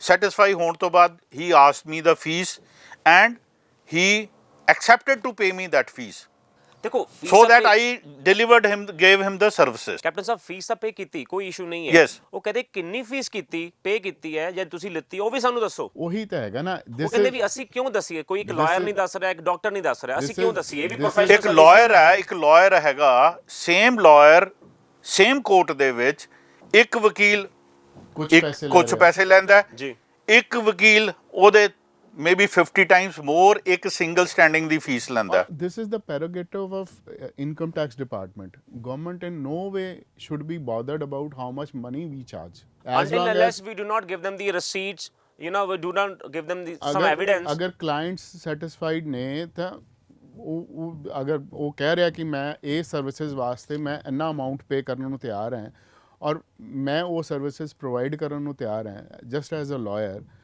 ਤੇ ਉਹਦੇ 'ਚ ਗਵਰਨਮੈਂਟ ਨੂੰ ਕੀ ਪ੍ਰੋਬਲਮ ਹੈ? ਠੀਕ ਹੈ ਨਾ। ਤੇ ਉਹ ਤਾਂ ਪ੍ਰੋਬਲਮ ਤਾਂ ਆਉਂਦੀ ਹੈ ਕਿ ਮੈਂ ਉਹ ਅਮਾਊਂਟ ਲੈ ਕੇ ਤੇ ਮੈਂ ਉਹ ਸਰਵਿਸਿਜ਼ ਨਹੀਂ ਪ੍ਰੋਵਾਈਡ ਕਰ ਰਿਹਾ। ਉਹਦੇ ਵਾਸਤੇ ਰੂਲਸ ਰੈਗੂਲੇਸ਼ਨ ਲਾਅ ਹੈਗਾ, that will take its own course. So ਇੱਕ ਇਹਨਾਂ ਦਾ ਸਭ ਤੋਂ ਵੱਡਾ ਜਿਹੜਾ ਇਸ਼ੂ ਜਿਹੜਾ ਆਪਾਂ ਪਹਿਲਾਂ ਵੀ ਡਿਸਕਸ ਕੀਤਾ ਬੈਨੀਪਾਲ ਜੀ, ਉਹ ਕਹਿ ਰਹੇ ਨੇ ਕਿ ਪ੍ਰੋਸੈਸਿੰਗ ਟਾਈਮ ਨੂੰ ਲੈ ਕੇ ਕਈ ਵਾਰ ਤਾਂ ਕੁਝ ਇੱਦਾਂ ਦੇ ਕੰਸੀਡੈਂਟਸ ਨੇ, ਉਹ ਆਫਿਸ ਖੋਲ੍ਹਦੇ ਨੇ, ਲਾਇਸੈਂਸ ਅਪਲਾਈ ਕਰਦੇ ਨੇ, 9 ਮਹੀਨੇ ਵੇਟ ਕਰਦੇ ਨੇ, ਆਫਿਸ ਬੰਦ ਕਰ ਦਿੰਦੇ ਨੇ, ਕਿਉਂਕਿ ਉਹ ਕਿਤੇ ਨਾ ਕਿਤੇ ਰੈਂਟ ਪੇ ਕਰ ਰਹੇ ਨੇ ਜਾਂ ਆਫਿਸ ਸਟਰਕਚਰ ਪੇ ਕਰ ਰਹੇ ਨੇ। ਕਿਉਂਕਿ ਫਾਰਮ FNB ਵੀ ਤੁਸੀਂ ਅਪਲਾਈ ਕਰਨਾ, ਉਹ ਕਹਿ ਰਹੇ ਬੋਰਡ ਲੱਗਾ ਹੋਣਾ ਚਾਹੀਦਾ, ਤੁਹਾਡੀ ਇੰਟਰਨਲ ਫੋਟੋਗ੍ਰਾਫ ਚਾਹੀਦੀਆਂ ਨੇ, ਸਟਾਫ ਹੋਣਾ ਚਾਹੀਦਾ ਹੈ, ਇੰਟਰਨੈਟ ਕਨੈਕਸ਼ਨ ਆਪਾਂ ਨੂੰ ਲੈਣਾ ਪਏਗਾ, ਹੈ ਨਾ, ਜੋ ਆਫਿਸ ਦੀ ਬੇਸਿਕ ਰਿਕੁਆਇਰਮੈਂਟਸ ਨੇ। ਫਾਇਰ ਸੇਫਟੀ तो ਲਾਇਸੈਂਸ ਉਹਦੇ ਕੋਲ ਹੈ ਨਹੀਂ, ਖਰਚੇ ਉਹ ਪੂਰੇ ਕਰ ਰਿਹਾ, ਤਾਂ ਜਦੋਂ ਉਹਦੇ ਕੋਲ ਇਨਕਮ ਨਹੀਂ ਹੈ, 9 ਮਹੀਨੇ ਬਾਅਦ 8 ਮਹੀਨੇ ਬਾਅਦ ਕੋਈ ਪ੍ਰੋਸੈਸਿੰਗ ਟਾਈਮ ਨਹੀਂ ਹੈ, ਕੋਈ ਟੈਟ ਨਹੀਂ ਹੈ, ਉਹਨੂੰ ਆਫਿਸ ਬੰਦ ਕਰਨਾ ਪੈ ਰਿਹਾ। This is the reason why I want ਕਿ ਜਿਹੜਾ ਐਪਲੀਕੇਸ਼ਨ ਹੈ ਦੈਟ ਸ਼ੁੱਡ ਬੀ ਸਬਮਿਟਡ ਇਨ ਅ ਸੁਵਿਧਾ ਸੈਂਟਰ, ਤਾਂ ਕਿ ਬੰਦੇ ਨੂੰ ਪਤਾ ਤਾਂ ਹੋਵੇ ਕਿ ਮੇਰੀ ਐਪਲੀਕੇਸ਼ਨ ਕਿਸ ਸਟੇਜ ਤੇ ਕਿਸ ਡਿਪਾਰਟਮੈਂਟ ਕੋਲ ਪਈ ਹੈ।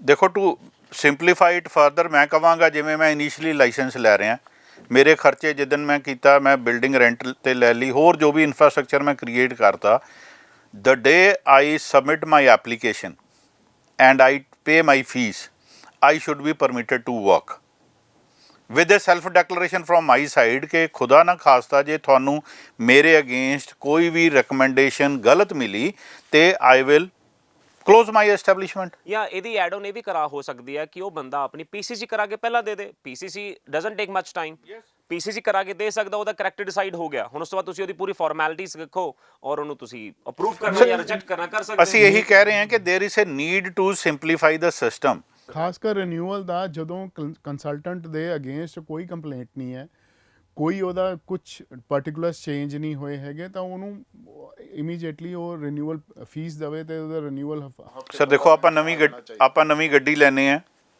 I pay the amount. ਜੀ Keys are handed over to me. Right I am given a temporary number for utilization till the time I get a permanent number. Permanent number right It is not that ਕਿ ਮੈਨੂੰ permanent number ਨਹੀਂ ਮਿਲਿਆ ਤੇ ਮੈਂ ਗੱਡੀ ਖਰੀਦ ਕੇ ਜੈਕਅਪ ਕਰਕੇ ਘਰੇ ਖੜੀ ਕਰਤੀ. Right Same should be the case here. ਮੈਂ ਸਾਰੇ ਡਾਕੂਮੈਂਟ ਬਣਾ ਕੇ ਆਪਣੀ ਫਾਈਲ ਟੋਟਲ ਓਕੇ ਕਰਵਾ ਕੇ ਫੀਸ ਪੇ ਕਰਤੀ. ਜੀ Now it's an internal process, but I should be permitted to start my operations. ਉਹ ਕਹਿੰਦੇ ਸਾਨੂੰ ਫਾਈਲ ਕੰਪਲੀਟ ਕਰਕੇ ਵੀ 4-4 ਚੱਕਰ ਮਾਰਨੇ ਪੈਂਦੇ ਨੇ ਕਿ ਫਾਈਲ ਕੰਪਲੀਟ ਹੈ ਜੀ ਮੇਰੇ ਕੋਲ ਕੇਸਿਸ ਨੇ ਜੀ ਜਿੱਥੇ 2 ਕੇਸਿਸ ਤਾਂ ਮੈਨੂੰ ਐਗਜ਼ਾਮਪਲਸ ਪਤਾ ਨੇ ਇੱਥੇ ਦਸੰਬਰ ਦਾ ਅਪਲਾਈ ਕੀਤਾ ਹੋਇਆ ਹਜੇ ਤੱਕ ਫਾਈਲ ਦਾ ਕੁਝ ਪਤਾ ਨਹੀਂ ਕਿੱਥੇ ਹੈ ਕਿੱਥੇ ਨਹੀਂ ਰਿਨਿਊਅਲ ਦਾ ਕੇਸ ਮਤਲਬ 5 ਮਹੀਨੇ ਤੋਂ ਬੰਦਾ ਰਿਨਿਊਅਲ ਦੀ ਵੇਟ ਕਰ ਰਿਹਾ ਜਿਹੜਾ ਕਿ 1 ਮਹੀਨੇ ਚ ਪ੍ਰੋਸੈਸ ਹੋਣਾ ਚਾਹੀਦਾ right so at last captain Sahib and Benipal ਜੀ ਤੁਸੀਂ ਕੀ ਗਵਰਨਮੈਂਟ ਨੂੰ ਮਾਨ ਸਾਹਿਬ ਨੂੰ ਜਾਂ ਸਾਡੀ ਆਉਣ ਵਾਲੇ ਜਿਹੜਾ ਵੀ ਇਹਨਾਂ ਨੇ ਡੈਡੀਕੇਟਿਡ ਡਿਪਾਰਟਮੈਂਟ ਬਣਾਉਣਾ ਹੈ ਉਹਨੂੰ ਕੀ ਸੁਜੈਸ਼ਨ ਦੇਣਾ ਚਾਹੋਗੇ ਤਾਂ ਕਿ ਉਹ ਇਸ ਚੀਜ਼ ਨੂੰ ਕੰਸੀਡਰ ਕਰਨ ਔਰ ਮੈਂ ਆਪਾਂ ਕੋਸ਼ਿਸ਼ ਕਰਾਂਗੇ ਕਿ ਅਸੀਂ ਵਿਸ਼ ਕਰਦੇ ਹਾਂ ਕਿ ਉਹ ਤੁਹਾਨੂੰ ਬੁਲਾਉਣ ਪਰਸਨਲੀ ਐਟਲੀਸਟ ਤਾਂ ਕਿ ਆਮਨੇ ਸਾਹਮਣੇ ਬੈਠ ਕੇ ਇਹਦੇ ਉੱਤੇ ਚਰਚਾ ਹੋ ਸਕੇ ਦੇਖੋ ਜੋ ਕੱਲ ਦੇ ਨਿਊਜ਼ਪੇਪਰ ਦੇ ਵਿੱਚ ਜੋ ਵੀ ਐਡਵਰਟਾਈਜ਼ਮੈਂਟ ਜਾਂ ਨੋਟੀਫਿਕੇਸ਼ਨ ਆਇਆ ਜੇ ਤਾਂ ਇੰਟੈਂਟ ਦੀ ਗੱਲ ਕਰੀਏ it appears to be good that they are trying to seek the inputs from the people on ground right ਤੇ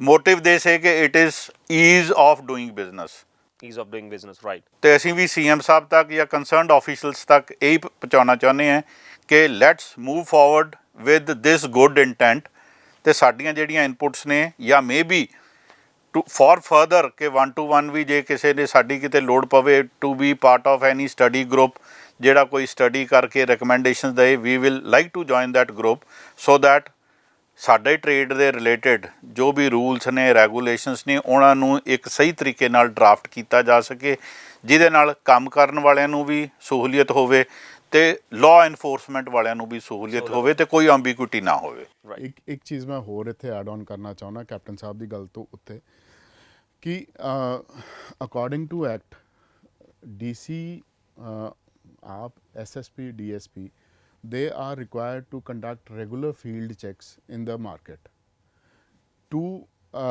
identify fraud and fake agents. ਹੁਣ ਅਸਲ ਦੇ ਵਿੱਚ ਗਰਾਊਂਡ ਰਿਐਲਿਟੀ ਕੀ ਹੈ ਕਿ ਹਰੇਕ ਲਾਇਸੈਂਸ ਹੋਲਡਰ ਦਾ ਡੇਟਾ ਜਿਹੜਾ ਉਹ ਡੀਸੀ ਆਫਿਸ ਦੀ ਵੈਬਸਾਈਟ ਤੇ ਪਿਆ ਬਿਲਕੁਲ ਪਿਆ ਜਦੋਂ ਵੀ ਕੋਈ ਨਵਾਂ ਕੀ ਕਹਿੰਦੇ ਆਫੀਸ਼ੀਅਲ ਅਥਾਰਟੀ ਟ੍ਰਾਂਸਫਰ ਹੋ ਕੇ ਆਉਂਦਾ ਉਹ ਲਾਇਸੈਂਸ ਲਿਸਟ ਜਿਹੜੀ ਹੈਗੀ ਹੈ ਉਹ ਲਿਸਟ ਪੁੱਲ ਅਪ ਕਰਦਾ ਉਹਦੇ 'ਚ ਜਿਹੜੇ ਲਾਇਸੈਂਸ ਕੰਸਲਟੈਂਟਸ ਨੇ ਉਹਨਾਂ ਨੂੰ ਕਾਲ ਕਰਦੇ ਆ ਅਤੇ ਜਾਂ ਜਿਹੜਾ ਜੇ ਫੀਲਡ 'ਚ ਵੀ ਜਾਂਦੇ ਆ ਤਾਂ ਜਿੱਥੇ ਜਿੱਥੇ ਬੋਰਡ ਲੱਗਿਆ ਹੋਇਆ ਹੁੰਦਾ ਉਹਨਾਂ ਨੂੰ ਜਾ ਕੇ ਉਹ ਚੈਕਿੰਗ ਕਰਦੇ ਨੇ ਕਿ ਤੁਹਾਡਿਆਂ ਦੀ ਰਿਪੋਰਟਸ ਕਿੱਥੇ ਆ ਲਾਇਸੈਂਸ ਦਿਖਾਓ ਆਪਣਾ ਇਹ ਕਰੋ this is undue harassment of license consultants ਇੱਕ ਕਿਸਮ ਦਾ ਇਹ ਇੱਕ ਪਨਿਸ਼ਮੈਂਟ ਹੈ ਕਿ ਮੈਂ ਲਾਇਸੈਂਸ ਲੈ ਲਿਆ ਅਤੇ ਮੈਨੂੰ ਇਹ ਪਨਿਸ਼ਮੈਂਟ ਮਿਲ ਗਈ ਕਿ ਮੈਨੂੰ ਕੋਈ ਵੀ ਆ ਕੇ ਚੈੱਕ ਕਰ ਸਕਦਾ ਮੈਨੂੰ ਆ ਕੇ ਕੋਈ ਵੀ ਹਰਾਸ ਕਰ ਸਕਦਾ ਜਦ ਕਿ purpose of this field visit was entirely different ਉਹ ਸਾਰਾ ਜਿਹੜਾ ਪਰਪਜ਼ ਆ ਉਹ ਡਿਫੀਟ ਹੋ ਗਿਆ ਇਹਦੇ 'ਚ ਫੜਨੇ ਕਿਹੜੇ ਸੀਗੇ ਫਰਾਡ ਏਜੰਟਸ ਜਿਹੜੇ ਫਰਾਡ ਏਜੰਟਸ ਨੇ ਫੇਕ ਏਜੰਟਸ ਨੇ ਉਹ ਲਾਇਸੈਂਸ ਹੀ ਨਹੀਂ ਲੈਂਦੇ ਉਹ ਲੂਪ ਦੇ ਵਿੱਚ ਹੀ ਨਹੀਂ ਆਉਂਦੇ ਮੈਂ ਕੰਸਰਨ ਆ ਵੈਲ ਮੁਝੇ ਮਾਰ ਟਾਈਪ ਲੱਗ ਰਹੇ ਨੇ ਫੀਲ ਕਰ ਰਹੇ ਨੇ ਕਿਉਂਕਿ ਬਾਹਰ ਬੋਰਡ ਲਗਾ ਕੇ ਉਹ ਵੈਲਕਮ ਕਰ ਰਹੇ ਨੇ ਔਰ ਹਰਾਸਮੈਂਟ ਲੈ ਰਹੇ ਨੇ ਦੇਖੋ ਹੋਣਾ ਇਹ ਚਾਹੀਦਾ ਹੈਗਾ ਕਿ ਦ ਵੈਰੀ ਫੈਕਟ ਮੇਰਾ ਨਾਮ ਮੇਰੇ ਡਿਟੇਲ ਡੀਸੀ ਆਫਿਸ ਦੀ ਸਾਈਟ ਤੇ ਐਗਜ਼ਿਸਟ ਕਰਦੇ ਨੇ ਜੀ that means I am okay ਜੀ nowhere under any of the checking I should be bothered. I should be bothered, right? ਠੀਕ ਹੈ, ਤੇ ਜਿਹੜੇ ਗਰਾਊਂਡ ਤੇ ਫੀਲਡ ਤੇ ਜਿਹੜਾ ਸਟਾਫ ਜਾਂਦਾ ਉਹ ਲਿਸਟ ਲੈ ਕੇ ਜਾਵੇ, ਗਿਵਨ ਲਿਸਟ ਦੇ ਨਾਲ ਗਰਾਊਂਡ ਤੇ ਲਿਸਟ ਚੈੱਕ ਕਰ ਲੇ, ਦੈਟ ਮੀਨਸ ਉਹਨੂੰ ਉਸ ਕੰਸਲਟੈਂਟ ਕੋਲ ਜਾਣ ਦੀ ਲੋੜ ਹੀ ਨਹੀਂ। ਉਹ ਤਾਂ ਤੇ ਉਹ ਦੇਖੇ ਕਿ ਇੱਕ ਬੋਰਡ ਐਗਜ਼ਿਸਟ ਕਰਦਾ, ਇੱਥੇ ABCD ਕੰਸਲਟੈਂਟ ਦਾ ਨਾਂ ਲੱਗਿਆ, ਬਟ ਲਿਸਟ 'ਚ ਨਾਂ ਨਹੀਂ ਬੋਲਦਾ। ਦੇਖੋ ਆਪਾਂ ਦੇ ਸ਼ੁੱਡ ਵੈਰੀਫਾਈ ਦਿਸ ਕੰਸਲਟੈਂਟ। ਬਿਲਕੁਲ, ਆਪਾਂ ਡਿਜੀਟਲ ਨੂੰ ਪ੍ਰਮੋਟ ਕਰ ਰਹੇ ਹਾਂ, ਆਪਾਂ ਬੜਾਵਾ ਦੇ ਰਹੇ ਹਾਂ ਕਿ ਡਿਜੀਟਲ ਹੋਣਾ ਚਾਹੀਦਾ, ਸਾਰਾ ਕੁਝ ਡਿਜੀਟਲਾਈਜੇਸ਼ਨ ਹੋਣਾ ਚਾਹੀਦਾ। ਉਸ ਤੋਂ ਬਾਅਦ ਵੀ ਕਿਤੇ ਨਾ ਕਿਤੇ ਪੇਪਰ ਵਰਕ ਨੂੰ ਬੜਾਵਾ ਦਿੱਤਾ ਜਾ ਰਿਹਾ ਕਿ ਲਾਇਸੈਂਸ ਦੀ ਕਾਪੀ ਲੈ ਕੇ ਆਓ, ਰਿਪੋਰਟਸ ਦੀ ਕਾਪੀ ਲੈ ਕੇ ਆਓ। ਅਗਰ ਉਹਨਾਂ ਨੂੰ ਲਾਇਸੈਂਸ ਨੰਬਰ ਦਿੱਤਾ ਜਾ ਰਿਹਾ ਕਿ ਸਾਡਾ license number so and so ਹੈ, ਤੁਸੀਂ 2 ਮਿੰਟ 'ਚ ਵੈਰੀਫਾਈ ਕਰ ਸਕਦੇ ਹੋ, ਸਟਿਲ ਦੇ ਸਰ ਦੇਖੋ, ਸਾਡੇ ਲਈ ਲਾਇਸੈਂਸ ਹੋਲਡਰ ਲਈ ਦ competent authority or the licensing authority is district magistrate. Right, district magistrate ਦੀ ਵੈਬਸਾਈਟ ਤੇ ਲਿਸਟ ਤੇ ਮੇਰਾ ਨਾਮ ਬੋਲਦਾ, that means I have everything okay, that is my name is existing in ਇਸ ਲਿਸਟ। ਰਾਈਟ। ਇੱਕ consultant ਹੋਰ ਹੈ ਜਿਹੜਾ ਬੋਰਡ ਲਾਈ ਬੈਠਾ, ਉਹਦਾ ਨਾਂ ਕਿਤੇ ਨਹੀਂ ਬੋਲਦਾ, ਬਟ ਉਹਦਾ ਬੋਰਡ ਮਾਰਕੀਟ ਪਲੇਸ 'ਚ, ਕਮਰਸ਼ੀਅਲ ਪਲੇਸ 'ਚ ਬੋਲਦਾ। The authorities should try to check these people. ਕਿਤੇ ਨਾ ਕਿਤੇ ਜਦੋਂ ਵੀ ਕੋਈ ਮੁਹਿੰਮ ਸ਼ੁਰੂ ਹੁੰਦੀ ਹੈ checking the, verification the, we feel that ਵੀ ਮਤਲਬ ਅਸੀਂ ਲਾਇਸੈਂਸ ਲੈ ਕੇ ਗਲਤੀ ਕਰਤੀ। ਸਭ ਤੋਂ ਪਹਿਲਾਂ ਉਹ ਲਾਇਸੈਂਸ ਕੰਸਲਟੈਂਟਸ ਨੂੰ ਹੀ ਆ ਕੇ ਪੁੱਛਦੇ ਨੇ। ਅਨਲਾਇਸੈਂਸਡ ਬੰਦਾ ਕੰਮ ਕਰ ਰਿਹਾ, ਉਹ ਕੰਮ ਵੀ ਤਸੱਲੀ ਨਾਲ ਕਰਦੇ, ਉਹਦਾ ਕਿਸੇ ਰਿਕਾਰਡ 'ਚ ਨਾਂ ਵੀ ਨਹੀਂ ਬੋਲਦਾ, ਉਹਨੂੰ ਕੋਈ ਪੁੱਛਣ ਵੀ ਨਹੀਂ ਜਾਂਦਾ, ਉਹ ਆਰਾਮ ਨਾਲ ਬੈਠਾ। Licence consultant again and again ਹਰ ਵਾਰੀ ਕਾਲ ਮੀਨਸ ਕੀਤਾ ਉਹਨਾਂ ਦੇ ਪਿੱਛੇ ਪੈਣ ਦੀ ਜਗ੍ਹਾ ਇਹ ਲਾਇਸੈਂਸ ਵਾਲੇ ਦੇ ਪਿੱਛੇ ਪੈ ਰਹੇ ਨੇ। ਬਿਲਕੁਲ ਸਰ, ਜਿਨ੍ਹਾਂ ਨੇ ਐਡਰੈਸ ਦਿੱਤੇ ਨੇ ਉਹਨਾਂ ਦੀ ਪੌੜੀਆਂ ਚੜੀਆਂ ਜਾ ਰਹੀਆਂ, ਜਿਨ੍ਹਾਂ ਦਾ ਐਡਰੈਸ ਹੀ ਨਹੀਂ ਪਤਾ ਤੇ ਉਹਨਾਂ ਦੀ ਪੌੜੀਆਂ ਵੀ ਕਿਵੇਂ ਚੜ੍ਹਨਗੀਆਂ। Certainly that is the fact. Even ਕਈ ਚੀਜ਼ਾਂ ਤਾਂ ਇਦਾਂ ਹੈ ਨਾ, ਦੇਖੋ ਜਦੋਂ ਹੁਣ ਸਾਡੇ ਕੋਈ ਵੀ DC ਆਫਿਸ ਦੀ ਜਿਹੜੀ ਵੈਬਸਾਈਟ ਹੈ, ਉਹਦੇ 'ਚ ਕਈ ਲਾਇਸੈਂਸਸ ਸਸਪੈਂਡ ਵੀ ਕੀਤੇ ਜਾਂਦੇ ਨੇ, ਕੈਂਸਲ ਵੀ। ਮੀਨਸ ਹਰ updated information district DC website ਤੇ ਅਵੇਲੇਬਲ ਹੈਗੀ ਹੈ। ਤੁਸੀਂ ਉੱਥੋਂ ਦੇਖੋ ਕਿ ਕਿਹੜੇ ਬੰਦੇ ਦੇ ਖਿਲਾਫ ਕੀ ਕੰਪਲੇਂਟ ਹੈ। ਕੋਈ ਸਸਪੈਂਡਡ ਲਾਇਸੈਂਸ ਨਾਲ ਕੰਮ ਕਰ ਰਿਹਾ, ਕੋਈ ਕੈਂਸਲ ਲਾਇਸੈਂਸ ਨਾਲ ਕੰਮ ਕਰ ਰਿਹਾ, ਤੁਸੀਂ ਉਹਨੂੰ ਫੜੋ। ਕੋਈ ਫਰਾਡ ਕੰਮ ਕਰ ਰਿਹਾ, ਤੁਹਾਡੇ ਕੋਲ ਕੋਈ ਕੰਪਲੇਂਟ ਆਈ ਹੈ, ਤੁਸੀਂ ਉਹਦੀ ਇਨਵੈਸਟੀਗੇਸ਼ਨ ਕਰੋ। ਹੁਣ ਇਨਵੈਸਟੀਗੇਸ਼ਨ ਵੀ according to law DSP rank ਤੋਂ ਥੱਲੇ ਕੋਈ ਇਨਵੈਸਟੀਗੇਸ਼ਨ ਨਹੀਂ ਕਰ ਸਕਦਾ। ਔਰ ਅਗਰ ਵੈਰੀਫਿਕੇਸ਼ਨ, ਫੀਲਡ ਵੈਰੀਫਿਕੇਸ਼ਨ ਕਰਨੀ ਹੈ ਤਾਂ ਇਲਾਕੇ ਦਾ SDM ਔਰ DSP ਦੋਨੋਂ ਇਕੱਠੇ ਜਾ ਕੇ ਵੈਰੀਫਿਕੇਸ਼ਨ ਕਰਨਗੇ, ਫੀਲਡ ਵੈਰੀਫਿਕੇਸ਼ਨ ਵੀ। ਓਕੇ, ਬਟ ਇਹ ਚੀਜ਼ ਪ੍ਰੈਕਟੀਕਲੀ ਨਹੀਂ ਹੁੰਦੀਆਂ। ਚਲੋ ਜਿਹੜੀ ਇਹ ਚੀਜ਼ ਨਹੀਂ ਹੋ ਰਹੀਆਂ ਉਹਦੇ ਕਰਕੇ ਹੀ ਆਪਾਂ ਅੱਜ ਤੁਹਾਨੂੰ ਇਨਵਾਈਟ ਕੀਤਾ, ਔਰ ਅਸੀਂ ਜਿਹੜੇ ਸਵਾਲ ਸਾਨੂੰ ਏਜੰਟਸ ਦੇ ਥਰੂ ਪੁੱਛੇ ਗਏ ਨੇ ਤੁਹਾਡੇ ਕੋਲ ਪੁੱਛਿਆ, ਤਾਂ ਕਿ ਇਹ ਚੀਜ਼ਾਂ ਨੂੰ ਪ੍ਰੋਪਰ ਜਿਹੜੀਆਂ ਚੀਜ਼ਾਂ ਚੈਨਲਾਈਜ਼ ਨਹੀਂ ਉਹ ਚੈਨਲਾਈਜ਼ ਹੋ ਸਕਣ, ਤੇ ਜਿਹੜੀਆਂ ਚੀਜ਼ਾਂ ਦੀ ਉਮੀਦ ਹੈ ਕਿ ਅਮੈਂਡਮੈਂਟ ਕੀਤੀਆਂ ਜਾਣ ਉਹ ਅਮੈਂਡਮੈਂਟ ਹੋ ਸਕਣ ਉਹਨਾਂ ਦੀ। ਮੇਰਾ ਖਿਆਲ ਨਹੀਂ ਕਿ ਦੇਖੋ, ਲਾਇਸੈਂਸ ਦੀ ਮੈਂ ਪਹਿਲਾਂ ਵੀ ਗੱਲ ਕੀਤੀ, ਦੇਰ ਆਰ ਸੋ ਮੈਨੀ ਟ੍ਰੇਡਸ ਜਿਹੜੇ ਲਾਇਸੈਂਸ ਰਜੀਮ ਦੇ ਅੰਡਰ ਕੰਮ ਕਰ ਰਹੇ ਨੇ ਜੀ, ਠੀਕ ਹੈ, but it is only this trade which is working under the regime of license, and there are so many agencies involved in checking and verification of this industry or this sector. Sir ਜਿਵੇਂ ਬਾਕੀ ਕਿਤੇ ਨਹੀਂ ਹੈਗਾ। ਦੂਰ ਦੇ ਢੋਲ ਸੁਹਾਵਣੇ ਲੱਗਦੇ ਨੇ, ਉਹਨਾਂ ਨੂੰ ਲੱਗਦਾ ਹੈ ਕਿ ਇਹ ਬਹੁਤ ਬੜੀ ਇੰਡਸਟਰੀ ਹੈ, ਬਹੁਤ ਮਨੀ ਮੇਕਿੰਗ ਇੰਡਸਟਰੀ ਹੈ, ਇਸ ਕਰਕੇ ਆਈ ਬਿਲੀਵ ਹੁਣ ਲੇਟੈਸਟ ਜਿਹੜੀ ਨੋਟੀਫਿਕੇਸ਼ਨ ਪੰਜਾਬ ਗਵਰਨਮੈਂਟ ਦੀ ਆਈ ਹੈ, ਉਹਦੇ 'ਚ ਇਹ ਹੈ ਕਿ ਜੋ NRI ਡਿਪਾਰਟਮੈਂਟ ਹੈ ਪੰਜਾਬ ਪੁਲਿਸ ਦਾ, that has been appointed as nodal agency. ਹੁਣ ਕੋਈ ਵੀ ਕੰਪਲੇਂਟ ਅਗਰ SSP ਕੋਲ ਆਉਂਦੀ ਹੈ ਜਾਂ DSP ਕੋਲ ਆਉਂਦੀ ਹੈ, that should be marked to the nodal agency. Okay, ਨਾ ਕਿ ਲੋਕਲ SHO ਜਾਂ ਇਕਨੋਮਿਕ ਆਫੈਂਸਿਸ ਵਿੰਗ ਜਿਹੜਾ ਹੈ ਉਹ ਆ ਕੇ ਉਹਦੇ 'ਚ ਇਨਵੋਲਵ ਹੋਵੇ। ਹੁਣ ਕੀ ਹੁੰਦਾ ਕਿ there are too many people involved, ਅਲੱਗ-ਅਲੱਗ, ਕੋਈ SSP ਆਪਣੇ ਲੈਵਲ ਤੇ ਇਨਵੈਸਟੀਗੇਸ਼ਨ ਹੋ ਰਹੀ ਹੈ, NRI ਡਿਪਾਰਟਮੈਂਟ ਆਪਣੇ ਲੈਵਲ ਤੇ ਕਰ ਰਿਹਾ ਹੈ, ਤੇ SHO ਜਿਹੜਾ ਥਾਣੇ ਦਾ ਹੈਗਾ ਉਹ ਆਪਣੇ ਲੈਵਲ ਤੇ ਕਰ ਰਿਹਾ ਹੈ। ਮਤਲਬ ਇੱਕ ਹੀ ਚੀਜ਼ ਦਾ ਜਵਾਬ ਅਲੱਗ-ਅਲੱਗ ਜਗ੍ਹਾ ਦਿੱਤਾ ਜਾ ਰਿਹਾ ਹੈ। ਇਕਨੋਮਿਕ ਆਫੈਂਸਿਸ ਵਿੰਗ ਵਾਲੇ ਆਪਣੇ ਉਹ ਚੱਲ ਰਹੇ ਨੇ। ਸੋ these things should be curtailed। ਅਗਰ ਨੋਡਲ ਏਜੰਸੀ ਹੈਗੀ ਆ, ਉਹ ਕਿਸੇ ਪਰਪਸ ਕਰਕੇ ਹੀ ਨੋਡਲ ਏਜੰਸੀ ਬਣਾਈ ਗਈ ਹੈ, and everything should be routed to that agency. So ਮੈਂ ਉਮੀਦ ਕਰਦਾ ਜਿਹੜੇ ਸਾਡੇ ਟਰੈਵਲ ਏਜੰਟ, ਸਾਡੇ ਭੈਣ ਭਰਾਵਾਂ ਨੇ ਇੱਕ ਸਵਾਲ ਪੁੱਛਿਆ ਸੀ, ਅਸੀਂ ਉਸ ਜਿਹੜੇ ਸਵਾਲ ਦੀ ਲਿਸਟ ਆਫ ਕੁਐਸਚਨਸ ਮੈਕਸਿਮਮ ਨੂੰ ਪੁੱਛਣ ਦੀ ਕੋਸ਼ਿਸ਼ ਕੀਤੀ ਹੈ, ਔਰ ਮੈਕਸਿਮਮ ਨੂੰ ਜਿਹੜਾ ਜਵਾਬ ਲੈ ਕੇ ਦੇਣ ਦੀ ਕੋਸ਼ਿਸ਼ ਕੀਤੀ ਹੈ, ਔਰ ਕੋਸ਼ਿਸ਼ ਕਰਾਂਗੇ ਜਿਹੜੇ ਜਵਾਬ ਨੇ, ਜਿਹੜੇ ਸੁਜੈਸ਼ਨਸ ਨੇ, ਇਹ ਪੰਜਾਬ ਗਵਰਨਮੈਂਟ ਤੱਕ ਪਹੁੰਚ ਸਕਣ, ਤਾਂ ਕਿ ਇਹ ਅਮੈਂਡਮੈਂਟਸ ਹੋਣ ਤੋਂ ਬਾਅਦ ਇਹਦਾ ਸਿਰਫ ਫਾਇਦਾ ਟਰੈਵਲ ਏਜੰਟਸ ਨੂੰ ਹੀ ਨਹੀਂ, ਬਲਕਿ ਪੰਜਾਬ ਦੀ 3.25 ਕਰੋੜ ਜਨਤਾ ਨੂੰ ਵੀ ਮਿਲੇਗਾ। ਸੋ ਜਤਿੰਦਰ ਬੈਨੀਪਾਲ ਜੀ ਐਂਡ ਕੈਪਟਨ ਸਾਹਿਬ, ਤੁਹਾਡਾ ਸਾਡੇ ਸ਼ੋਅ 'ਚ ਆਉਣ ਦਾ ਬਹੁਤ ਬਹੁਤ ਧੰਨਵਾਦ। Thank you. ਬਹੁਤ ਬਹੁਤ ਧੰਨਵਾਦ ਮਨਪ੍ਰੀਤ ਜੀ ਥੈਂਕ ਯੂ। ਸਾਨੂੰ ਇੱਥੇ ਬੁਲਾਉਣ ਦਾ, ਤੇ ਮੈਂ ਆਸ ਕਰਦਾ ਕਿ ਚੈਨਲ ਦੇ ਸਾਰੇ ਦਰਸ਼ਕਾਂ ਨੂੰ ਇਸ ਸੁਜੈਸ਼ਨਸ ਦੇ ਨਾਲ, ਇਸ ਗੱਲਬਾਤ ਦੇ ਨਾਲ ਬਹੁਤ ਫਾਇਦਾ ਹੋਊਗਾ ਔਰ ਸਾਡੀ ਗੱਲ ਜਿਹੜੀ ਹੈ ਉਹ ਸੀਐਮ ਸਾਹਿਬ ਤੱਕ ਵੀ ਪਹੁੰਚੂਗੀ। ਬਿਲਕੁਲ। Thank you very much. Thank you very much.